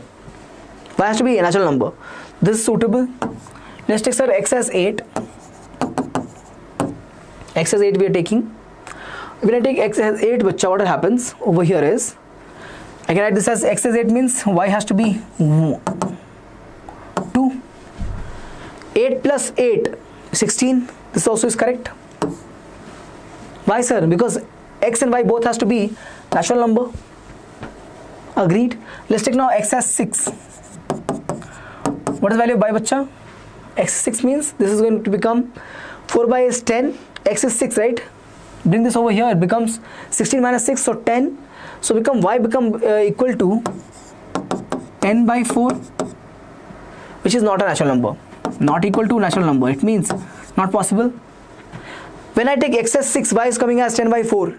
Not a natural number, right? But y also has to be a natural number. It means this option is ruled out. Okay.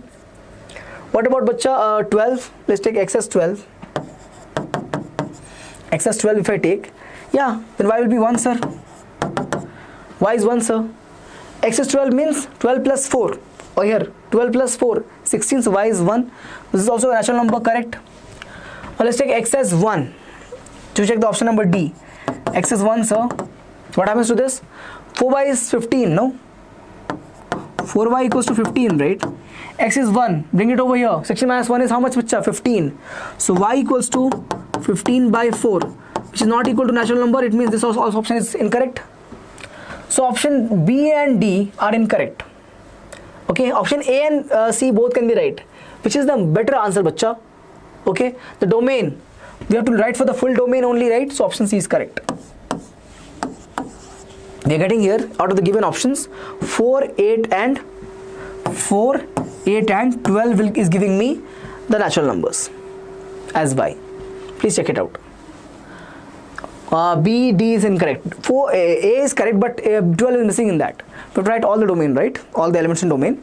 So that's why option number C. You have to check for all of them. Okay. Simple only, not difficult, right? Let's move on to question number 8. Okay. Let A equals to minus 1, 1, B equals to minus 1, 1, C equals to 0 to infinity. That relation R is defined like this, and R2 defined like, okay, R1 is defined from, bacha, from A to B, where R2 is defined from, A to C, I think, yeah. R2 is from A to C, R1 is A to B. Okay, let's solve. Let us solve it over here. So for the first one, x square plus y square equal to 1. It means y square equals to root of, okay, no, not root. 1 second, simply 1 minus x square, no? 1 minus x square, right? not the root. Now the root part will come. Y equals to root of 1 minus x square. Okay. Now x value, bacha, have a look. X value is, sir, from minus 1 to 1. How come, sir? Check this out. X belongs to, bacha, A, na? X belongs to A, sir. The first set. Okay. So minus 1 to 1, I can take any value between minus 1 to 1. Let's take 0. Let's take, bacha, x as 0. I'm getting y as root of 1. If you take root, bacha, what will happen? The answer will be, sir, both plus minus. Both plus minus. Okay. Correct. It means for one value, I'm getting, bacha, here answer as 0, 1 and 0, minus 1. But a relation can be a function only if for each element of x or the domain there should be only one image. But I'm getting for 0, if I, let's say this is my set A, this is my set B. For 0 I'm getting two answers, from 0 to 1 and 0 to minus 1. This is not a function. We are getting for same value of from the domain, two different answer of in the range. Okay, it means not a function. This is, sir, not a function. R1 is not a function. Let's check for R2. Let's check for R2, bacha. 1 second. For R2, sir, what will happen? Same thing will remain. So y square equals to 1 minus x square. Same thing is this. Y equal to root of 1 minus x square. This is also same. Domain is same, sir. Domain is from minus 1 to 1 only. I can put x equal to 0 again. What happens to y? Y is coming as root of 1. How much is that? Only plus 1. Why only plus 1, sir? Why not minus 1? Why not minus 1, sir? Check the range. C value. 0 to infinity is there. I can't take negative value in that. Why, bacha? Because y value is coming from B, right? When coming from B means it becomes plus minus 1 both. I have the answer minus 1 to 1. So I can write, bacha, both plus minus 1. But when I'm taking this relation R2, which is defined from A to C, sir. A to C means y is coming from the C, the set C.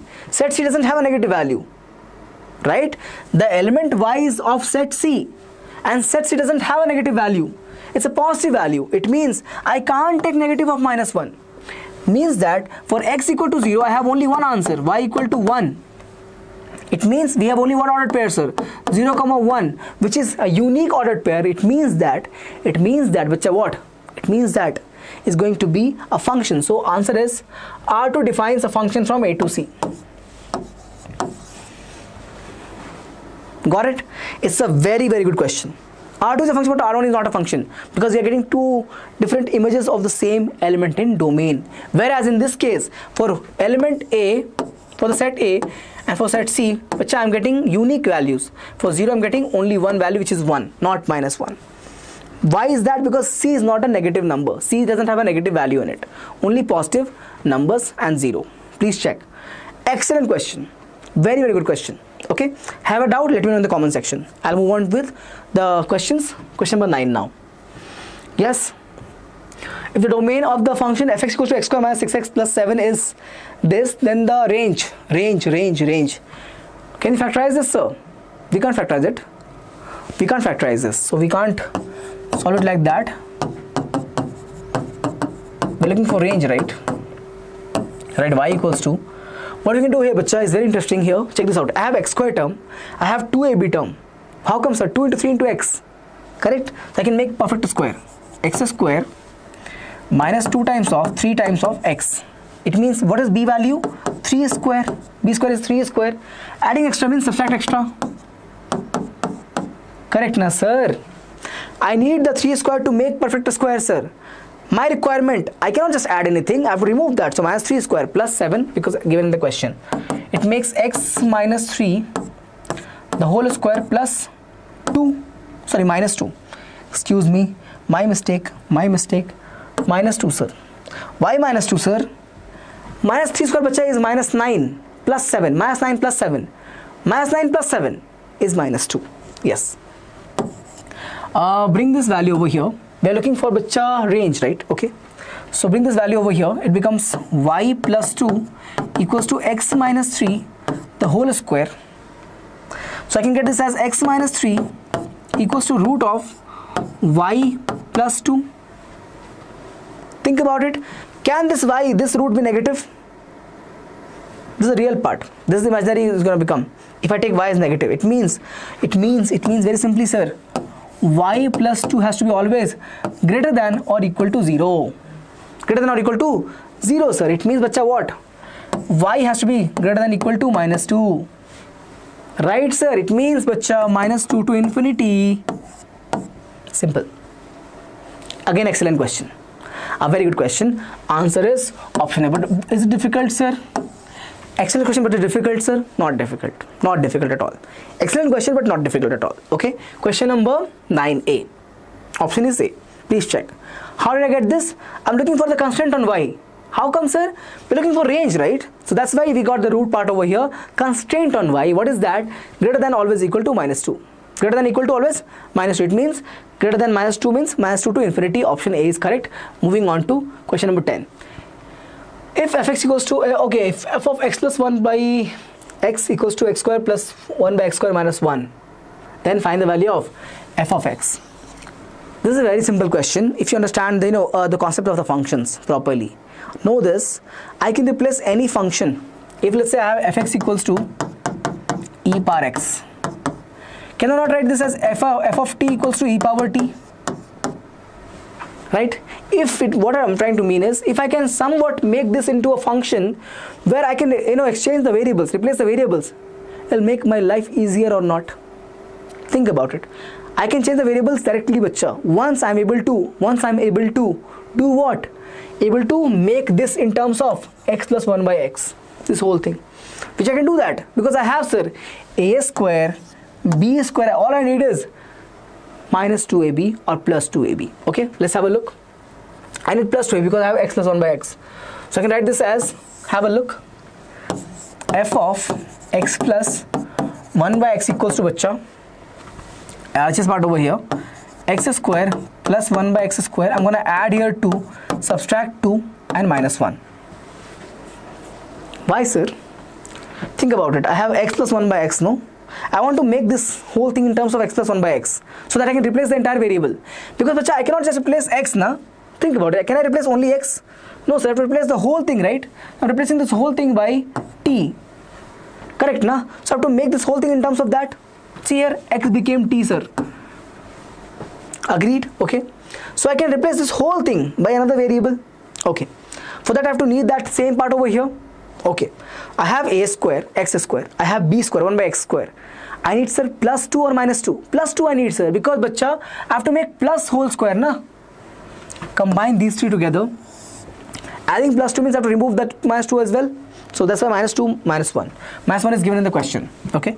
It becomes x plus 1 by x the whole square. First, this 3 terms. Minus 3. Okay. See the magic now. What I'm getting now?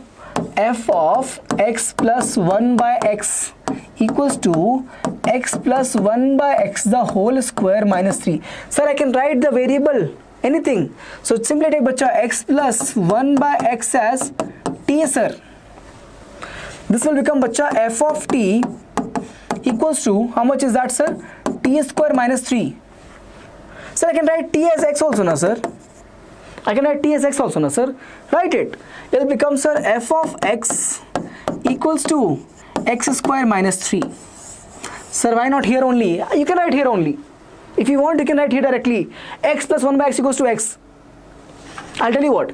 What you can do here is, write this here directly. X plus 1 by x equals to x. Sir, x and x is cancelled. Don't have this confusion, okay? We are not doing this equal to, we are actually replacing the variable, sir. That's why, I removed this part.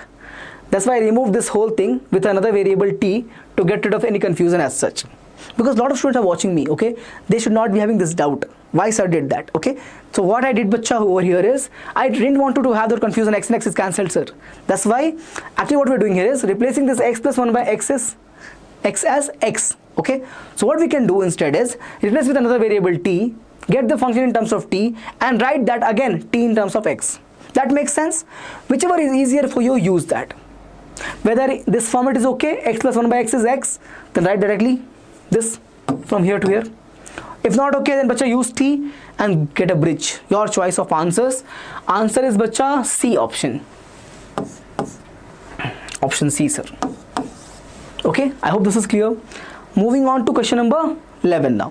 Find the domain and range of the function fx equals to 2x square minus 1. चलिए कर लेते हैं. Domain and range, sir. Y equals to 2x square minus 1, sir. Life is so difficult. अरे बच्चा, x value all real. X is all real. Domain is all real. How come, sir? What you can put for x value? Sir, I don't know. I can put negative also. I can put positive also. I can put 0 also. All real. X is all real means all the options are like that only. Okay. X is all real. What about y, sir? Do one thing. Make x a subject. See the life change. Y plus 1 equals to 2x square, sir. So y plus 1 by 2 equals to x square, sir. It means x equals to, sir, root of y plus 1 by 2. Easy, sir. This has to be positive, sir. Yes, sir. Y plus 1 by 2 has to be always positive, na, sir. 0 or positive. 0 can be true, but positive at least. Okay. It means, sir, y plus 1 should be greater than 0, sir. How come, sir? 2 is there. Cross multiply. Positive number. I can multiply, no? Think about it. It's a very good point that I can discuss over here. Positive 2, cross multiply. Can I multiply if it was negative 2? If it was equals to minus 2 over here, can I multiply? No. If I'm multiplying, let's say I had y plus 1 by minus 2 greater than equal to 0. What happens if I multiply, sir? It will become y plus 1 less than equal to 0, bacha. Negative number multiplying with other side makes the inequality reversed. I have taught you that, okay? So we can't do it over here directly. We have to make this rule useful. Otherwise over here we can do it. Why, sir? Positive number. Innocent positive number, not a problem. Innocent positive number, sir. 2 is innocent positive number, bacha. It means cross multiply. Okay. What I'm getting, sir? Y greater than equal to minus 1, na, sir. It means, sir, minus 1 to infinity, na, sir. Close here, close here, open here. Infinity always open. Forgive me. Open here, close here. Minus 1 to infinity. Option number B is correct, sir. Option number B is correct, sir. Domain is all real. Domain is all real, and range is minus 1 to infinity. Check this out. Please check. Please check. I hope this is clear. This is just a note, bacha. Just a note. Not relevant to this particular question. Not relevant to this question. Just a note. Why, sir? If you have a negative number over here multiplying with inequality, reverse the inequality. Reverse the inequality. Question number 11 is done. I'm going to move on to question number 12 now. Quickly we'll solve question number 12 and then we'll move on to 13th. For real values of x, then range. Okay. For real values of x. Okay. What's the range of that? Alright.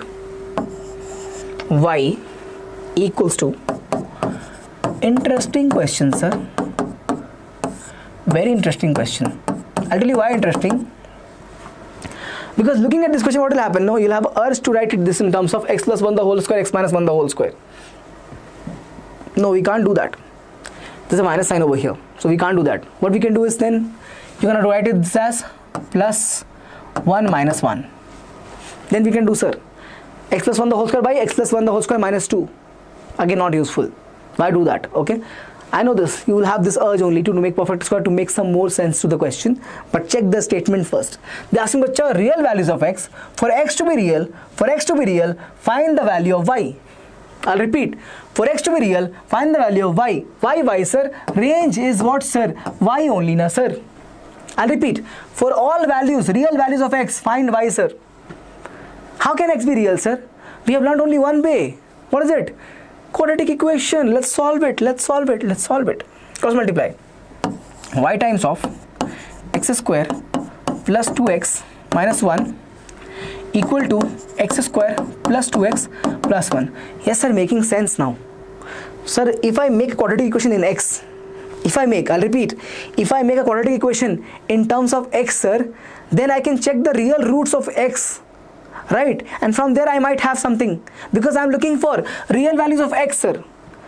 If real values of x gives me some values of y, it means my answer is correct, na, sir. When I am looking for real values of x and I am getting some result in y, my life is simpler. Real value of x, sir, real value of x, sir, for quadratic equation, discriminant is always equal to 0, sir. For real value of x, the discriminant of a quadratic equation has to be always non-negative. Non-negative means positive और zero, positive और zero कर लेते हैं. Write the x square coefficient बच्चा. Here I have y, here I have y, here I have 1, so y minus 1. Sir, difficult. Arey y into x square. Here what I have? Only x square.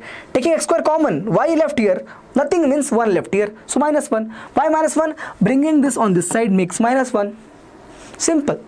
Next bachcha, plus sir x times of, what is there over here bachcha? 2 into y. So sir 2y sir. What about here bachcha? I have minus 2 only. Y minus 2 sir, plus 2x, bring here minus 2x, take 2 common, say take x common, so 2y minus 2. Okay sir. Next bachcha, I have the constant term. What is it going to be? Minus y over here and minus 1 over there. So I write here minus y minus 1 equal to 0. How come sir? Y into minus 1 is minus y, plus 1 comes here minus 1. Okay, agreed. Can I simplify this one step further?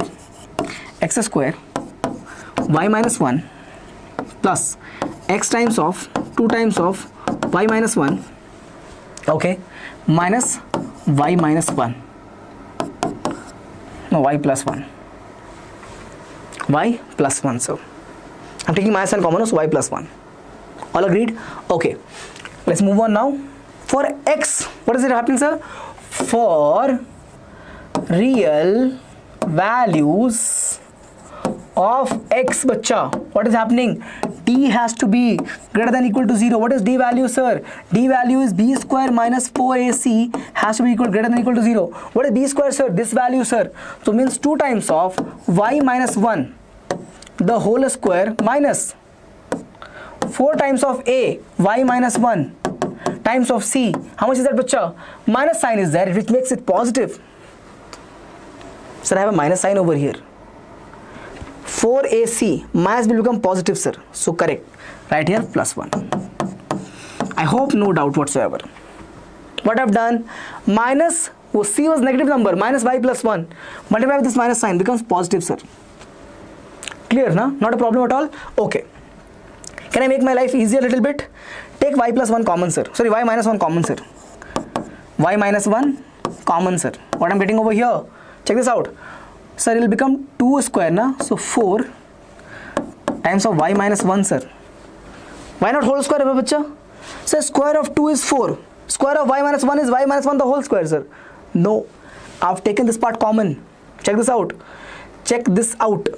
Y minus 1 here, y minus 1 here, I've taken it common over here, so I can't say that sir it is equal, put here a whole square, I can't do that.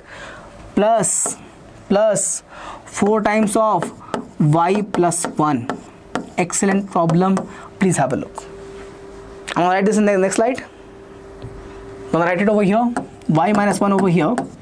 Next bracket sir, I had 4 times of y minus 1 plus 4 times of y plus 1 greater than equal to 0. Let's cross check once. 4 times of y minus 1, 4 times of y plus 1, correct only. Expand inside. 4y minus 4 plus 4y plus 4 greater than equal to 0. Minus 4 plus 4 is gone.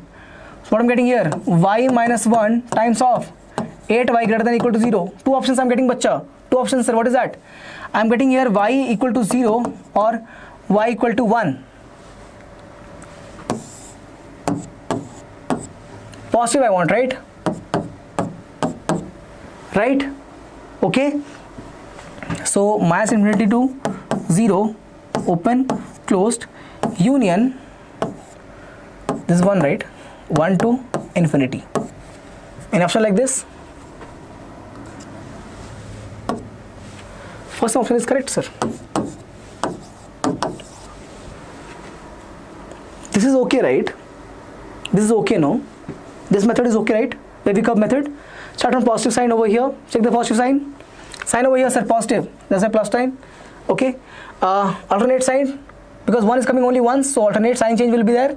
Again, this is also coming only 1. 0 is also coming 1, so again sign change will be there. Looking for greater than, it means plus minus plus. So plus is where, sir? Here infinity, negative infinity to 0, and here, sir, plus infinity, so 1 to plus infinity. Answer is this bachcha. Let me know if you have a doubt in question number 12. It's a very good question. Question number 12, option number A. I have taken time over here because I wanted to explain you a lot of things. Otherwise, you will not take this much of time to solve the question. All of you must agree with me. This is, bacha, your last question of the day. Question number 13 is the last question of the day. You had fun in the session today? Let me know in the comment section. Yes? Okay, sir. Simple chapter. We have done a lot of questions. 13 questions we have done, sir. Had fun. Okay. Chaliye. The domain of the function that means basically they're asking us the value of x, no? Correct. That's the domain, right? X is the domain. So log of 2, log of 3, and I have log of 4x. Bacha, for this log, first log to be defined, this has to be positive. How come, sir? We just learned, bacha, log cannot take a negative value, means positive, sir. Not equal to also. Positive, sir, always. Okay, sir, if you say so. Okay. So log of x means this part. I can write this as a variable y, no? Not a problem. This value has to be always positive. I've taken here log 3 to the log of x, log x by 4 to the base 3 is always positive. Okay. What we can do here? Take exponential function on both sides. With the base 3, it'll become, bacha, it'll become, sir, log of x to the power of base 4 will become equal to 3 power 0. Sir, how come, sir? Log of x to the base a equals to, if I have, let's say, b. What's the formula, bacha? Remember this?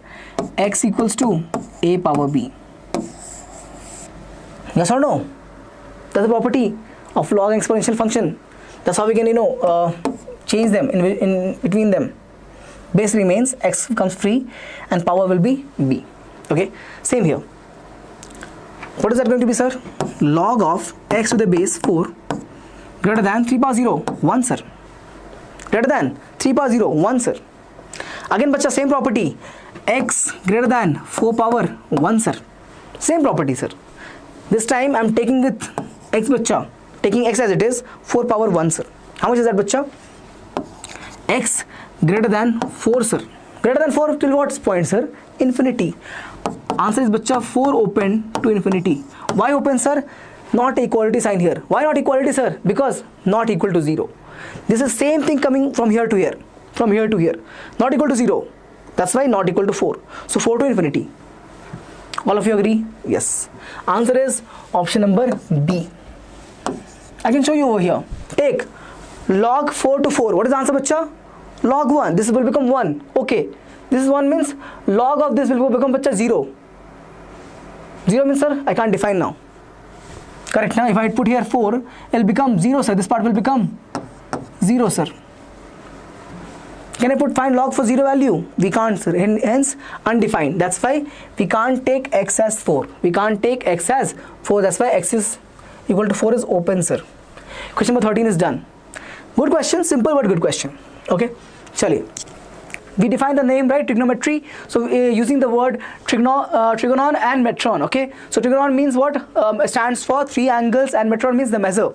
Okay. So in the beginning, therefore, trigonometry meant the branch of mathematics which dealt with the angles and sides of triangle and various relations existing between them. This is a very important word over here, bacha. Okay, it's not important for your exam point of view, but just for definition's sake. In the beginning, where is it? In the beginning means what happens right now, bacha? In the beginning, dealt with a triangles relation only.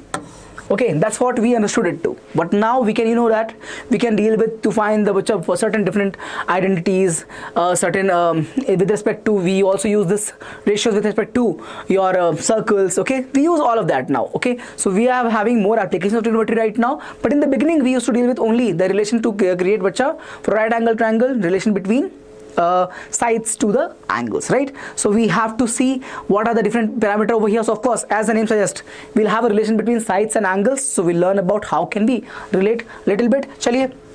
So I think you've learned most of these things in your 10th grade, right? When you learn trigonometry for the first time. Okay, first thing is angles. What is angle, bacha? The measure of the rotation. Any rotation that you're taking with respect to a reference plane. A reference plane is very, very important. Very important. Let's make a reference plane over here. So reference plane is like this, sir. Okay. Let's call this plane, bacha, OA. So it's a line. Okay, call it a line. Okay. So line is OA. If you rotate, I can rotate it like this, bacha. or I can rotate it like this, bacha. Both is correct, no? One is called as clockwise, other is called as anti-clockwise or counter-clockwise. CCW or CW. We also call this as CW, the clockwise, and counter-clockwise is also right. Correct, na? That's the way to write, okay? So anti-clockwise and counterclockwise is the same thing, and clockwise is the rotation over here that I have mentioned, okay? So when you do that and you take this line over here till this point, let's say call this to be B, okay? Then this is called as a angle. The measure of rotation, how much you have rotated this point B or this arm from the reference point to the next end, okay? That is called as the angle, okay? Chaliye, so how do we again take this rotation, bacha? We can take in two format. One is called as clockwise, other is called as anti-clockwise. Whenever we are doing with this type of rotation, whenever we are having this type of rotation, bacha, the counterclockwise rotation, we call the angle to be, angle is positive.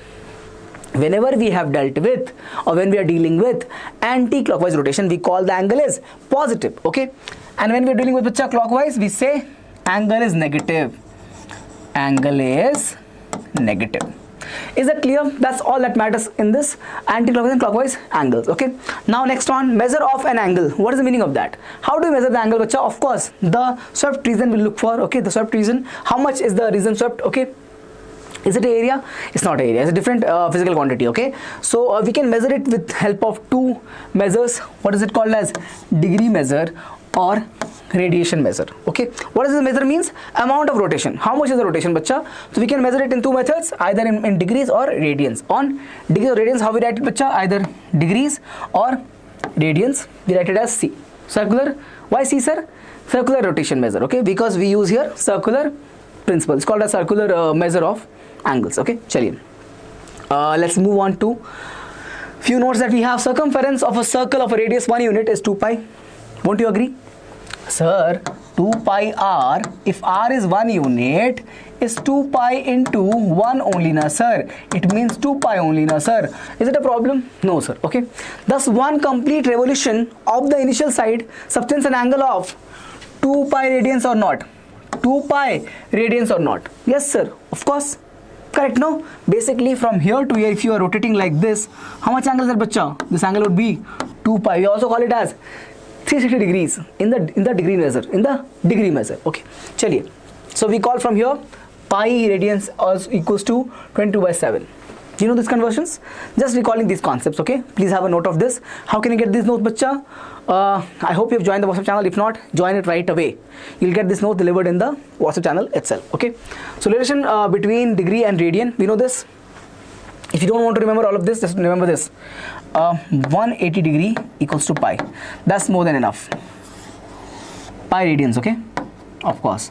Pi radians, that's more than enough. From here you get all this relation. One radian is given as 180 by pi. 180 is given as, you have to bring this over here. So 1 radian is given as 180 by pi, and 1 degree is given as pi by 180. For this you have to move 180 on this side. For 1 degree you have to move this 180 on this side. Correct? They will become pi by 180. Okay, chali. Pi by 180. Okay, let's move on to notational conventions. Again, this is the same method, bacha.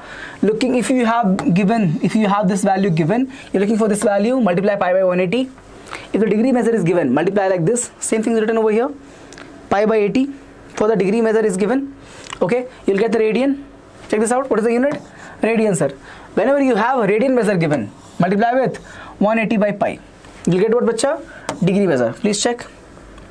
You'll get what? Degree measure. Check this out. 180 by pi. You'll get a degree measure, okay? This will be a degree measure, है ना? That's how you use this conversions, okay? चलिए, let's move on. Now we have some special angles to deal with. What are those angles, bacha? We usually have 0, 30, 45, 60 and 90 degrees, okay? Again, I've written only 3 ratios over here. You already know this. You already know this, right? You have 3 more. The reciprocal of sine, cos and tan. Sine will become cosec theta. Cos will become sec theta and tan will become cot theta. So is that simple? Yes. Chapter itself is very simple, no? Yes. It's actually chapter will act as a tool, bacha. Not especially the questions might come from here, but more of a tool, it will be useful a lot. You know this, right? Even the ITF is based upon trigonometric function. Calculus is based upon trigonometry and ITF. Okay, so you can see this. Lot of usefulness is there for this particular chapter. Okay. Now, so you know these values. You've learned it in grade 10, I think, yes. But I can give you a trick to remember. I know a few of you might know the trick already. What you do is write this first row. Write the first row as 0, 1. I'll write it over here. Write the first row as bacha here 0, 1, 2, 3 and 4. 0, 1, 2, 3 and 4. Divide everything by 4, sir. Right here by 4, by 4, by 4, by 4 and by 4. Right? Now do one thing, take roots. Root of this, root of this, root of this, root of this and root of this. Now check it out. 0 by 4, how much is that? 0. Root of that will be 0 only. 1 by 4, root is that? 1 will remain 1, 4 will become 2. 2 by 4, what is that, bacha? Will cancel. 1 by 2 will be in the denominator. So it becomes root 2. Okay, over here, sir, 3 will become root 3, 4 will become 2. So root 3 by 2. Over here, sir, 4 by 4 is 1, bacha. Root of that is 1, sir. Getting it? Once you get sine, you know sine and cos is complementary. Once you get sine and cos is complementary. 1 second. We know, sir, sine theta is nothing but cos of 90 minus theta. Correct? No? They're complementary to each other. Okay? In that case, what happens? Wherever you have the angle sum to be equal to 90 degree, you can just interchange the sine and cos values. I'll repeat. Wherever you have the sum of the two angles as 90 degree, you can just interchange the sine and cos values. Check here. 0, 90. Check here. 0 degree, 90 degree. So cos 0 is equal to sine 90. Cos 0 is 1, sine 90 is 1. Same, sir. Cos 30, angle bacha complementary of that 60. So sine 60 and cos 30 is same. Root 3 by 2, root 3 by 2. Sir, cos 45, same as sine 45 because 45 plus 45 is 90. So 1 by root 2, 1 by root 2. Same here. So, cos 60 and sine 30. 1 by 2, 1 by 2. Over here now, cos 90 to 0. So here we had 0, here we have 0. Complementary. Now what is about tan bacha? Sine by cos. What is tan, sir? Tan theta is sine theta by cos theta. So take the ratio. 0 by 1 is 0. 1 by 2 by root 3 by 2 is 1 by root 3. 1 by root 2 by 1 by root 2 is 1. And we have here root 3 because if you divide 2 and 2 will get cancelled. 1 by 0, sir, is infinity, so undefined. Infinity, so undefined. Okay. So we have tan. What about cosec, bacha? Simply write here. Cosec is 1 over sine. Reciprocal. You can write the respective values. Na? It will become infinity 2 root 2, 2 by root 3 and 1. Right. What about sec, bacha? 1 over cos theta. So it will become 1, 2 by root 3, root 2, 2 and infinity. Okay. What about cot, bacha? It will become 1 by tan. So infinity, root 3, 1, 1 by root 3 and 0. Correct? Chaliye. Okay, so I hope this is clear. Simple only, no, very simple concept. I just wanted to explain this to you quickly and then move on to the next coming thing, which is sign of trigonometric functions. This is very important because you must have seen I keep using this a lot. Looks very simple to you, but it is very relevant, bacha. Very, very relevant. What do you do? Make 4 quadrants. Okay, quadrant 1 is this, quadrant 2 is this, quadrant 3 is here, and quadrant 4 is here. Angles, you know this very well. 0 to pi by 2, 0 to pi by 2, pi by 2, pi. This is bacha 3 pi by 2, and what is this, sir? 2 pi. So first quadrant 0 to pi by 2 will be 0 to 90, basically all positive. What happens here, sir? All trigonometric ratio is positive, na, sir. Check here. First quadrant. What is the first quadrant, bacha? 0 to pi by 2 plus plus plus plus plus plus plus plus plus plus plus plus. All is positive. Okay. Next, bacha, second quadrant. Pi by 2 to pi. Pi by 2 to pi. Have a look here. Pi by 2 to pi. Okay. When you check that, only sine and cosec is positive. Only sine and cosec is positive. Rest all negative. Check here. Sine and cosec. Okay, cosec here is positive. Cosec is positive in second and sine is positive in second. because they are reciprocal to each other. Sin positive means cosec has to be positive. Reciprocal, no, sign will not change. Sin is 1 by 2. What is cosec, sir? 2. They are both positive. Okay, chaliye. Next, sir, third quadrant, pi 2, pi 3, pi by 2. What happens here? Only tan and cot. Tan theta and cot theta. Tan theta and cot theta. Please have a look. So third quadrant over here, if I have a look, only tan and cot. Last one, bacha, cos and sec. Cos theta and sec theta. Cos theta and sec theta. Okay. So we have cos and sec. Cos and sec positive. Please check here. Okay. So I hope this is clear. Very relevant. Very, very relevant, bacha. Third quadrant is 3 pi by 2 to, sorry, fourth quadrant is 3 pi by 2 to 2 pi. Okay.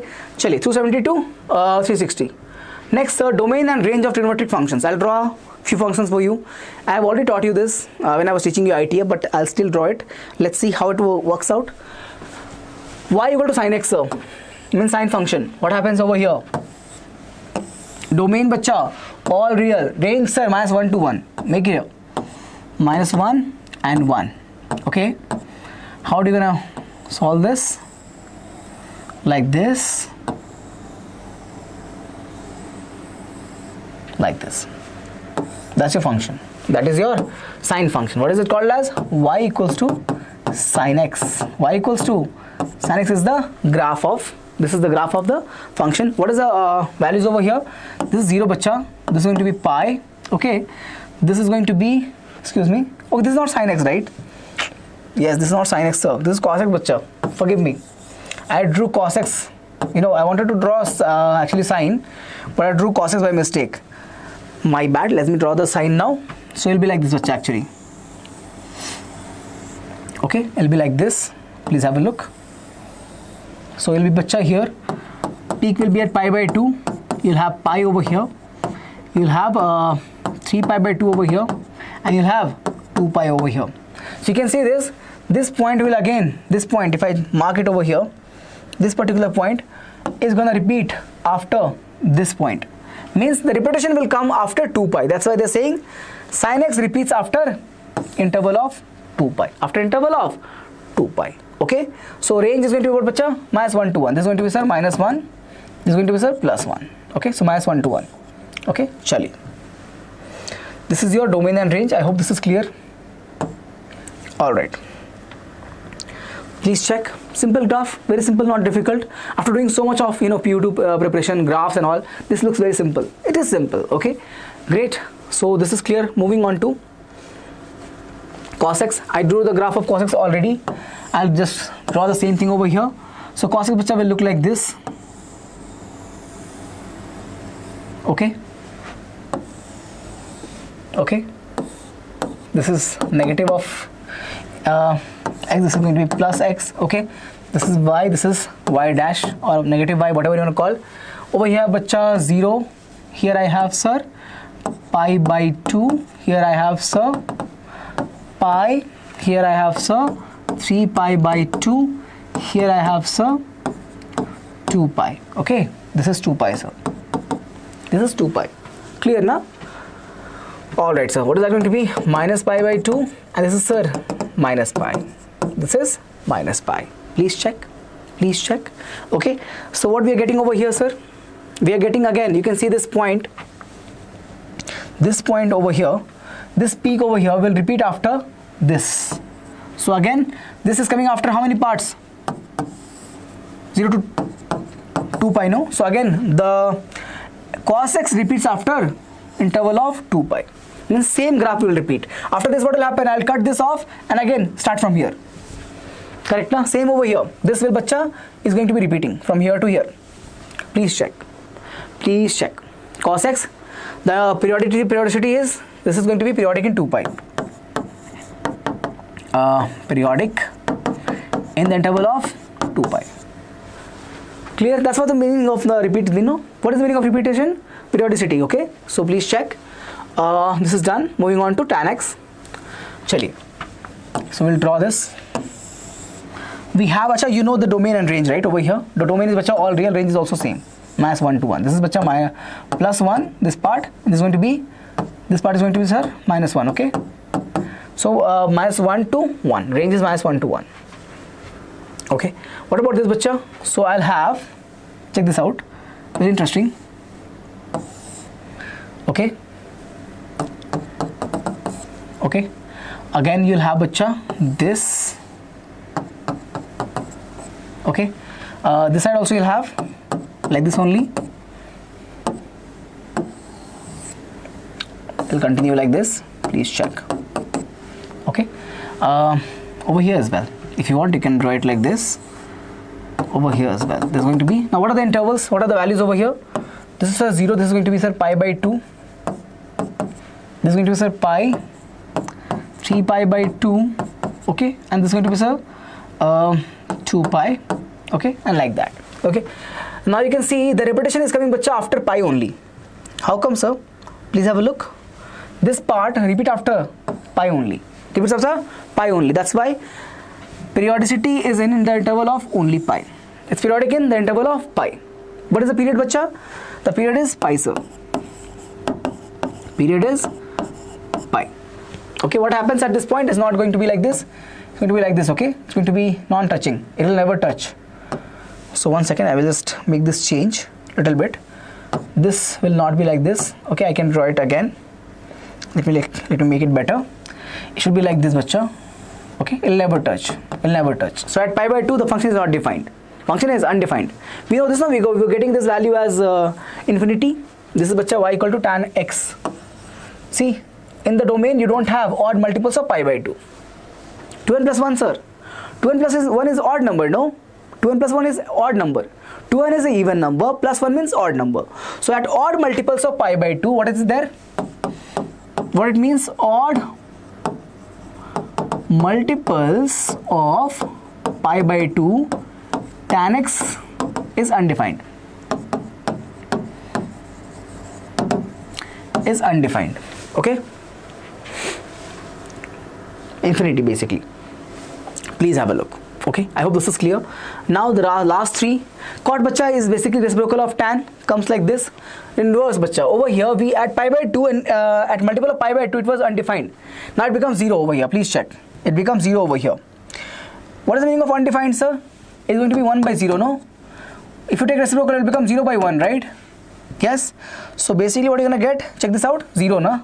So at odd multiple of pi by 2, 0 bacha. And wherever it was 0, it becomes infinity. See, at 0 it was, at tan equal to 0, sorry, at x equal to 0, at x equal to 0, the tan was bacha what? Tan was 0. Over here what is cot? Infinity.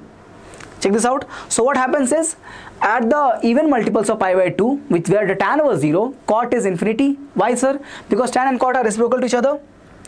Because tan and cot, so we have cot x is basically equal to 1 by tan x.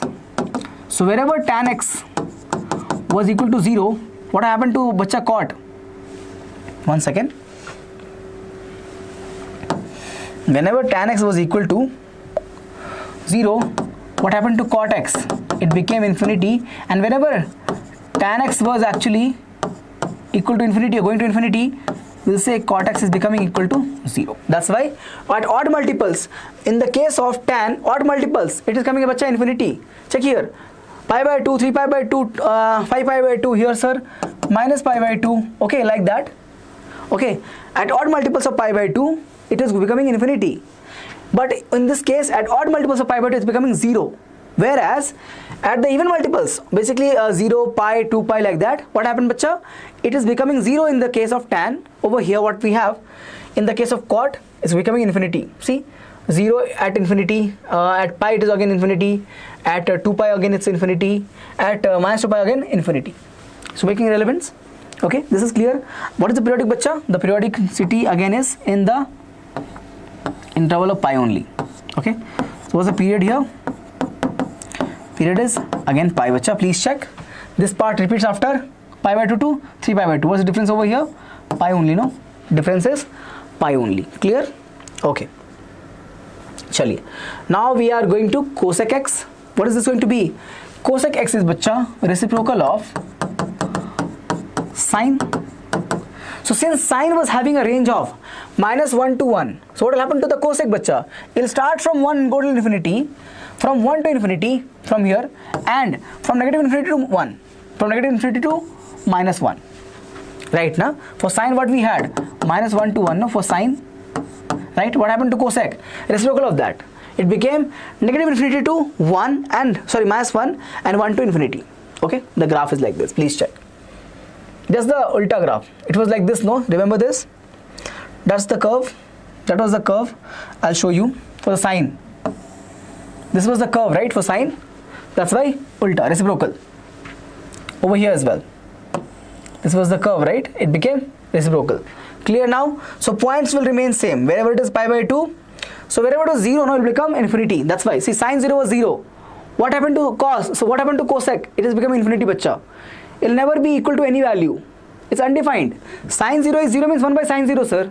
Will be 0 only, no? So 1 by 0 becomes infinity, right? So that's why undefined, okay? That's why undefined. So I want to just erase this. Okay. So I hope this makes sense to you. What's the period, bacha? Period remains same, 2 pi only. Sine and cosec will have same period. Okay. Let's move on to now sec. Okay. Again, same thing happens. The case of cos, exact same as cos. What happens here? In sec x, 1 by cos x. What happens here? Please check. It was minus 1 to 1. Same thing is over here. If you remember the graph, I can show you in this case as well. The graph was like this, right? The graph was like this. Correct, na? For cos, what is this going to be? Y equal to cos x. That's why reciprocal is the blue line. The blue line is the reciprocal, sec x. Please check. Again, the period remains same. The period remains again 2 pi only. Periodicity is again 2 pi. It repeats. This point is coming from 0 to pi. This point here, please check. This point here is coming after 2 pi, 0 to 2 pi. The repetition comes after 2 pi, interval of 2 pi. Moving on to some important formulas and some functions. Let's see operations we'll have. Trigonometric functions of sum and difference. This is just sum actually. Sum and difference of two angles. Sine of minus x is going to be minus sine x, odd function. Okay. Cos of minus x is going to be cos x, even function. Over here, whenever you have 90 minus theta, whether it is sine, cos, anything, 90 minus theta we have, it remains, sine will become cos, okay, and angle will remain same. Check this out. How, sir?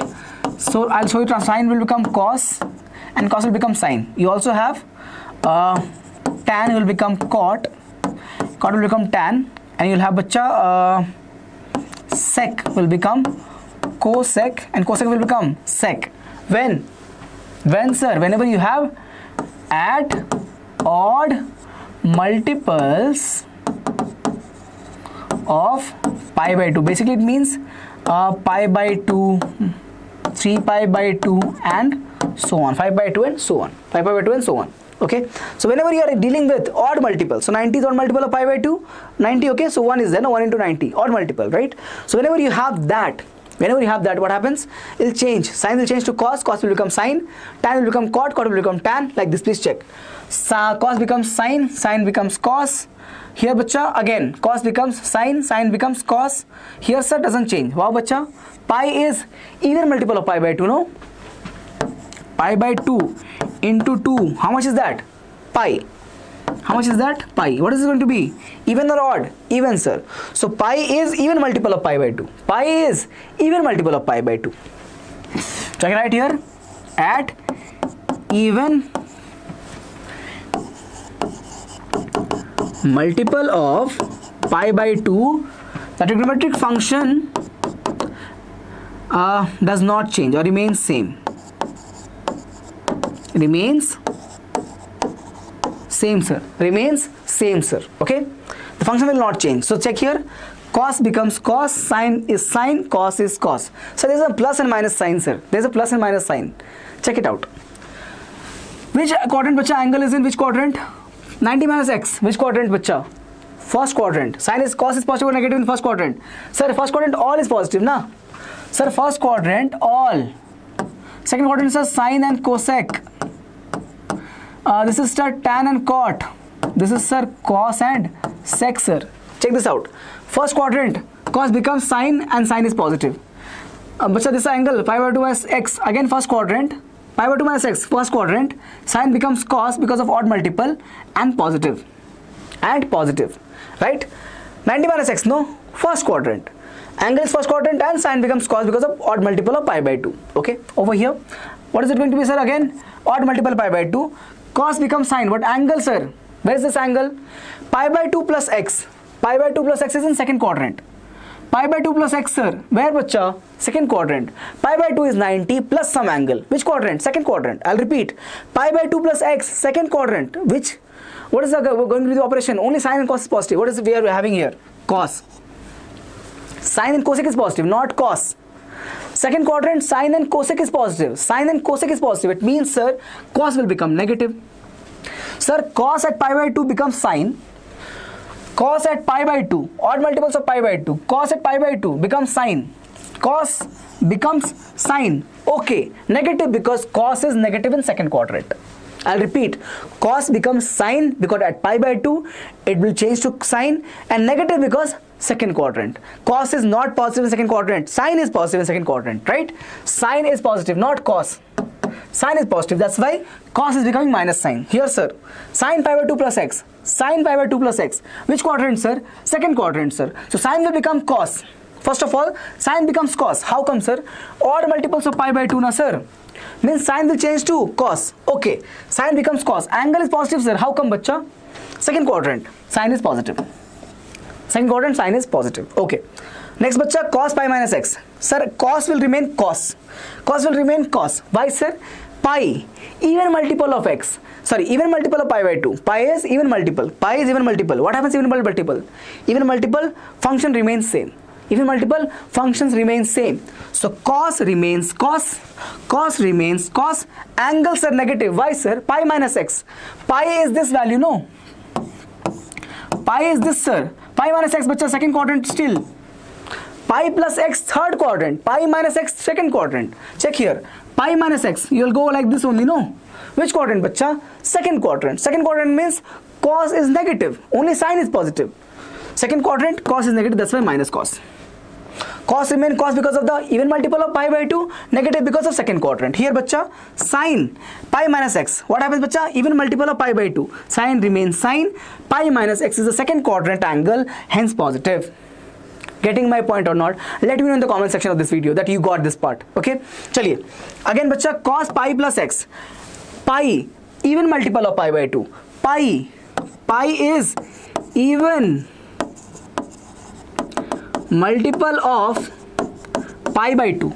Pi is even multiple of pi by 2. What happens? Function does not change.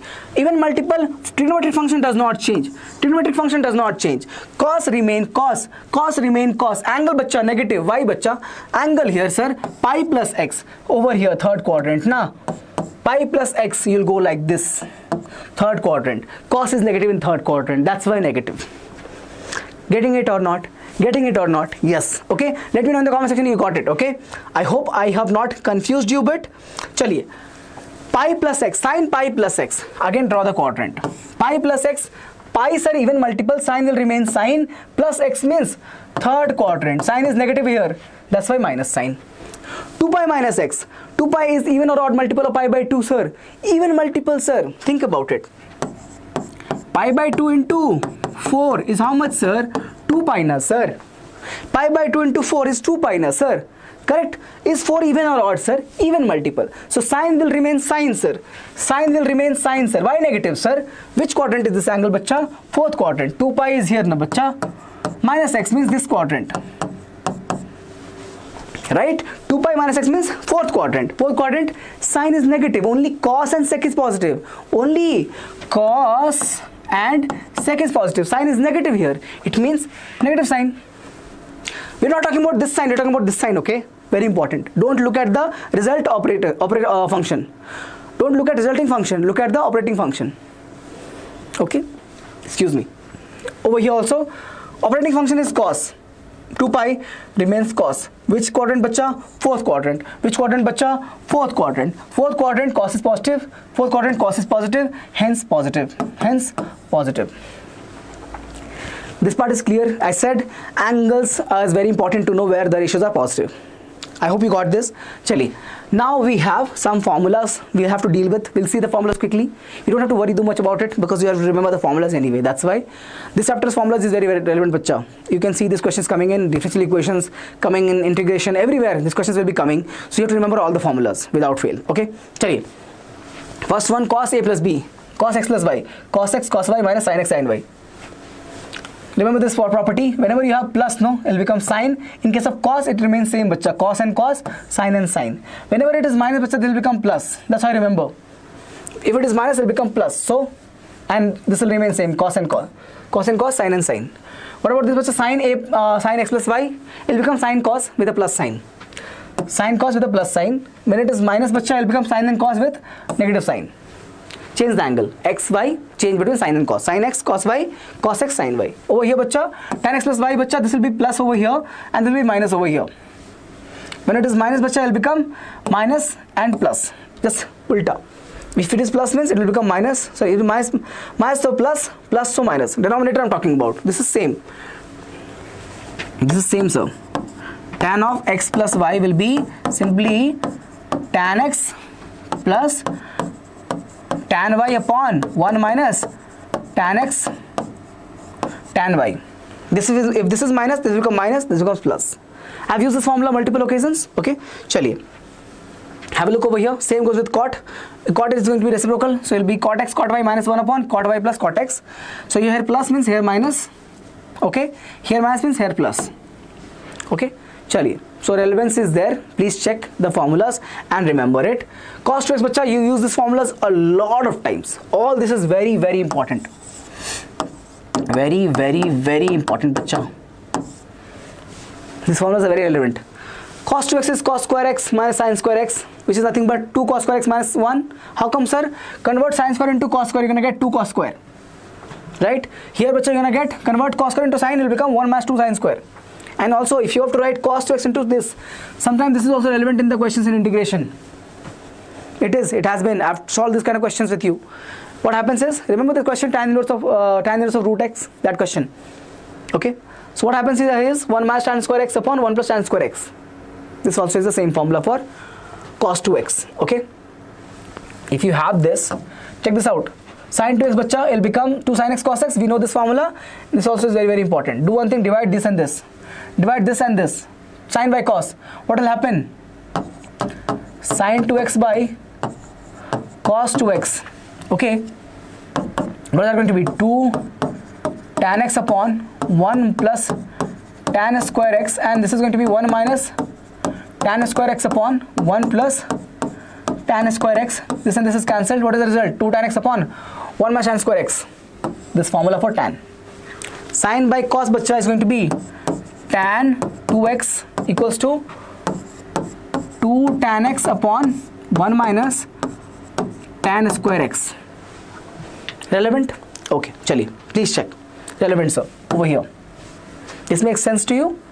Okay. Acha, sir, is there a derivation for these formulas? Yes, there is a derivation for these formulas, but not relevant to you. It will not be helpful to you. Okay.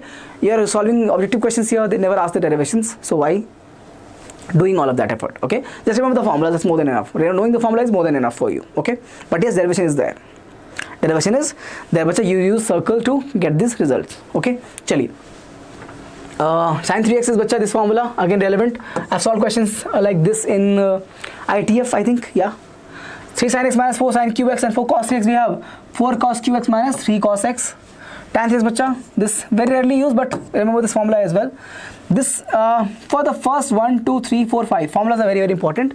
Last one is rarely used, but still you remember this. 3 tan x minus 3 tan cube x upon 1 minus 3 tan square x. Okay, you can also find this formula using tan x plus 2x. Okay, let's get ahead. This is done. Now, sir, very important. This also is very, very important. Not for the chapters. Usually they don't ask these questions, based questions in PU2 chapters, but for trigonometric function they ask these questions. You can see the questions right now. I've taken one question like this. They ask this question based upon this. Okay, so have a look. Cos x plus cos y is 2 cos of x plus y by 2 and cos of x minus y by 2. Whenever you have plus over here, it is going to be, first of all, whenever you cos, bacha, it will become cos and cos only. Okay, so once when it's plus sign, it will become cos and cos. If you have minus sign, it will become sin and sin. Understand this. Whenever you have cos and cos, two formulas are there, no? Cos A plus B, cos A plus cos B, or cos A minus cos B. Whenever you have that, with plus will become cos and cos, with minus will become sin and cos. Sorry, sin and sin. Okay. This will remain same, x plus y by 2 and x minus y by 2. Okay. There's a minus sign in this case. There's a minus sign in this case. Okay. Chaliye, over here, sin x plus sin y, sin x plus sin y. Okay. If you don't want to write this minus, now what you can do is write over here y minus x. Write this as y minus x by 2. Don't have to write the sign negative over here. Your choice. Okay. Or if you want to write, keep this without any change, keep a minus sign over here. Very important. Okay. Sin plus, whenever you have sin and sin, you will get bacha both sin and cos. If it is plus, it will become simply 2 sin a plus b by 2 and sin cos a minus b by 2. I have taken as a plus b and a minus b. In this case, I have taken here x and y. You can take anything. That's not relevant. Here, whenever minus sign, you can get 2 cos and sin. So, sin is operating on x plus y. Here, cos will operate on x plus y. I know this formula is a little difficult to remember, but you have to remember anyway. Okay, chali. Now let's move on to some few or that we are having. 2 cos x cos y will become equal to cos x plus y times of cos of x minus y. Actually, this formula can be derived using this also. Okay, but we don't have derivation right now. We'll just quickly revise the formulas and solve some questions. Okay. Again over here, bacha, minus 2 sin x sin y. Can you see the relevant over here? The relevance. 2 sin sin, 2 sin sin, 2 sin sin, cos minus cos, cos minus cos. So basically what I'm trying to say here is, if you substitute a equals to x plus y and b equals to x minus y, this is what is going to be. X a plus b by 2, a by 2 and b by 2. A by 2 and b by 2. Please check. Okay. So you're going to be a plus b by 2.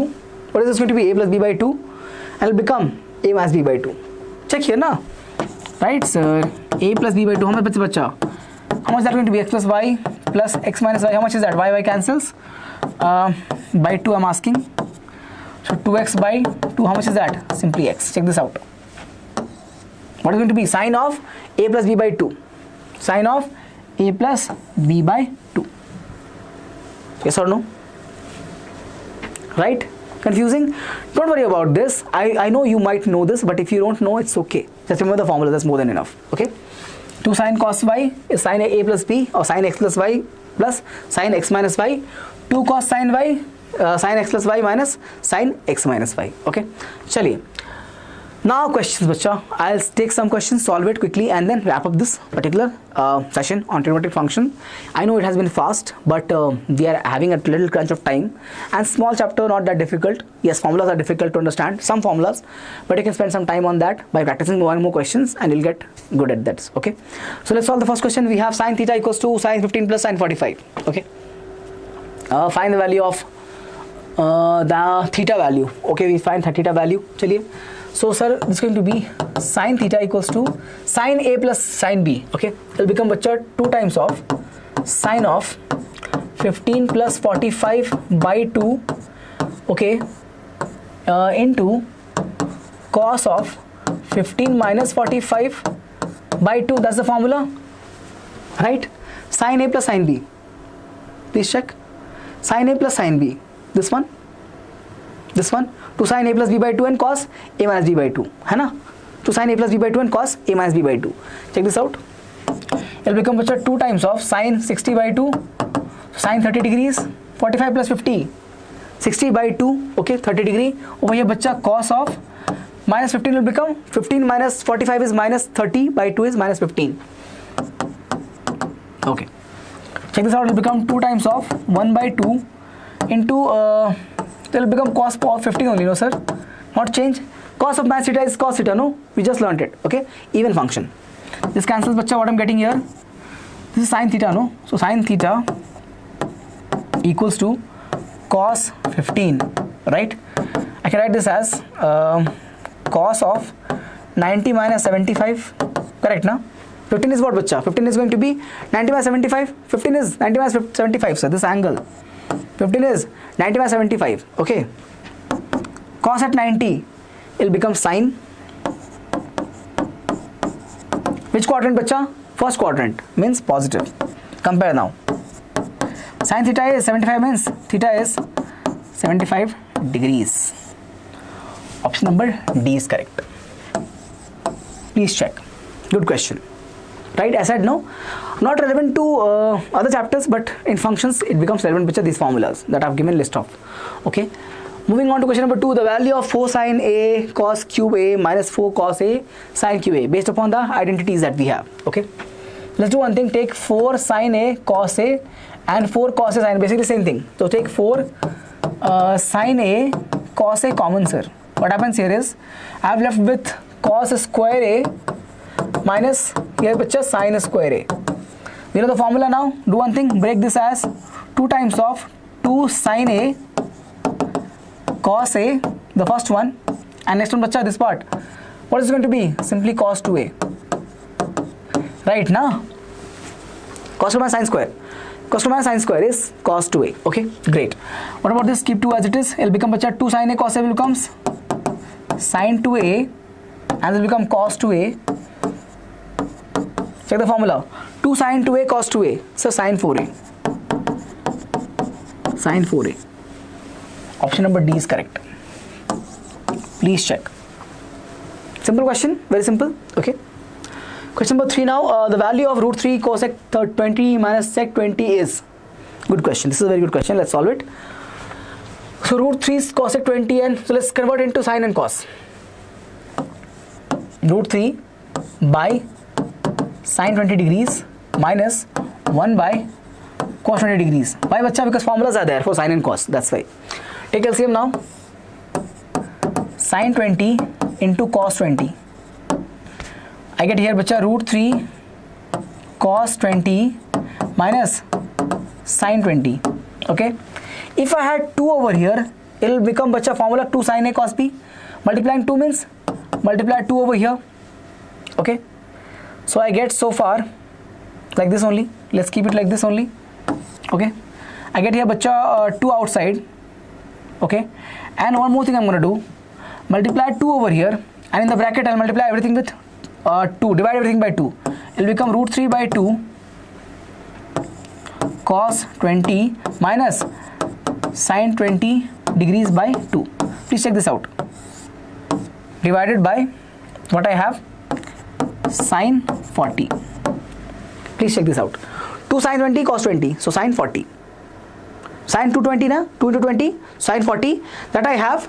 Now what I've done here, no, I multiplied this 2 outside and divided here by 2. So if you cancel, it will become again root 3 and sin 20. Okay. Why I did that? I'll show you. I'm going to club this together. It will become 4. It will become 4. What I have now is 4 times of root 3 by 2 bacha. What it is going to be? What is going to be? Sin 60 cos 20. Now write this as minus 1 by 2 into sin 20 degree and divide by sin 40. 40. Close the bracket. What I'm getting over here, check 4 as it is.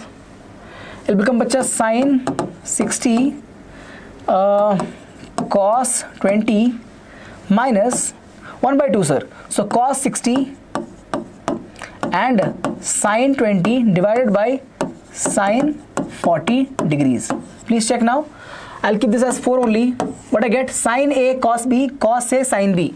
Sin A cos B cos A sin B. Sin A minus B, sir. Sin of A minus B, sir, divided by sin 40 as it is. Okay. This is the same thing. Sin 60 minus 20 is sin 40 only, no? What is the answer, bacha? 4 into 1, simply 4. Okay. The steps are like this. Please check. Answer is option number D. Please check. Please have a look. This is clear. Have a look. Not a problem. Yes. Okay. Moving on now to question number 4. If A plus B is 5 pi by 4, then find the value of that 1 plus tan A times of 1 plus tan B. Have a look. A plus B. I'm on tan, right? I'm on tan A tan B. Let's do one thing. Apply here, sir. A plus B is 5 pi by 4. Apply tan on both sides. So tan of A plus B becomes equals to tan of 5 pi by 4. I can do that. Okay. This will become bacha tan A. We learn this formula. Tan B upon 1 minus tan A tan B. What about this bacha? It will become tan of pi plus pi by 4. Check this out. It will become, sir, tan at pi. Tan at pi. At pi means bacha at even multiple of pi by 2 remains tan only. Remains tan only. So tan pi by 4. What about angle bacha? What about angle, sir? Tan, which quadrant is this? Pi plus pi by 4. Third quadrant. This is pi plus pi by 4 bacha. Third quadrant. Okay. So positive, no? Tan is positive in third quadrant. Okay. Please check what I'm getting here. 1 equals to this value. Tan A plus tan B divided by 1A, 1 minus tan A into tan B. Cross multiply now. Cross multiply now. What I'm getting? Tan A plus tan B equals to, cross multiply, 1, this whole thing into 1 will remain as it is, 1 minus tan A into tan B. Bring this term on this side, it becomes bacha tan A plus tan B plus tan A into tan B equals to 1. Now do one thing. I already have, I have tan A. I can just multiply, I can just add on 1 over here. So let's do one thing. Add here 1 plus, here also plus 1. This extra part, okay? I'm adding this 1 on both sides. This 1 plus and this 1 plus is extra. What happens here? Club this together. 1 plus tan A, keep it together. Over here, take tan B common. So if I take tan B common, what is left in the first part? 1 is left. Over here, sir, tan A is left. What about this? 2, sir. 1 plus 1 is 2. Now this is common to 1 plus tan A. 1 plus tan A is common. So take that out. 1 plus tan A is common. What's left in the first term? I have nothing left, no? So 1 is left. What about this term? So tan B is left. We are looking for this value only, no? What is the answer going to be? 2, sir. This is my answer. Please check. Answer is 2, sir. Answer is 2, sir. Please check. I hope this is okay. Good. Had fun. Moving on to question number 5. Please check. Okay. Tan A minus B equals to 1. Sec of A plus B equals to 2 by root 3. Okay. Good question. Tan of A minus B is 1. So it means bacha A minus B can be 45 degrees, okay, or it can be bacha actually third quadrant, na? Tan is positive where bacha? Check here, quadrant rule. Tan is positive, sir. Tan is positive here or here. Tan, sir, here or there. It means either 45 or, what is it going to be? This is going to be 180 plus 45, no? So I can write like this. 45 is what bacha? Is going to be basically pi by 4. Or sir, pi plus pi by 4, no? Same value. How much is that going to be? 5 pi by 4. How come, sir? Think about it. We just learned, right? Over here we saw tan of pi plus pi by 4. How much is that bacha? Tan pi by 4. How much is that bacha? 1. Tan of pi plus pi by 4 is tan pi by 4, nothing but 1. Okay? It means for 1, when tan is equal to 1, I can have two values, either pi by 4 or 5 pi by 4. Agreed? Yes. Let's look at same thing for sec. For sec bacha, we have A plus B equals to 2 by root 3. So we know this for sure that A plus B has to be pi by 6, 30 degrees. Cos 30 is root 3 by 2. So sec will be 2 by root 3. So pi by 6. Is it more than enough? Sir, cos is positive bacha here and here, sir. First and last quadrant. First and fourth quadrant means either this or 2 pi minus pi by 6. How come? I can go like this also, no? An angle going like this, I can go like this also. Okay, how much is that going to be? 2 pi minus pi by 6. That's, sir, 11 pi by 6. Okay, so we have the values now, A minus B and A plus B. Let's write it over here. I'll write it like this. A plus B equals to 11 pi by 6 and A minus B equals to 5 pi by 4. subtract sir, sign change, difference will be minus plus minus. This cancels out, I get b plus b, so 2b. I'm looking for b only, so that's good.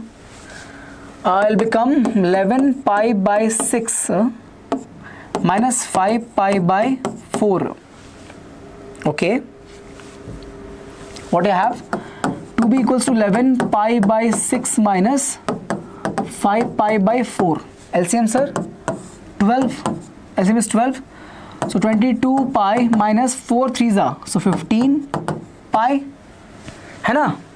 You can do the calculation from your side also if you're not getting it, okay? So 7 pi by 12 equals to 2b, hence b equals to 7 pi by 24. Bring this 2 on this side, so 2 into 12 will be 24. Option like this, please check. Yeah, option D. So option D is correct. Please check. Have a look. Question number sorry. Yeah. So question number 5 we have bacha answer as option number D. Please have a look. This is clear. This about. Okay.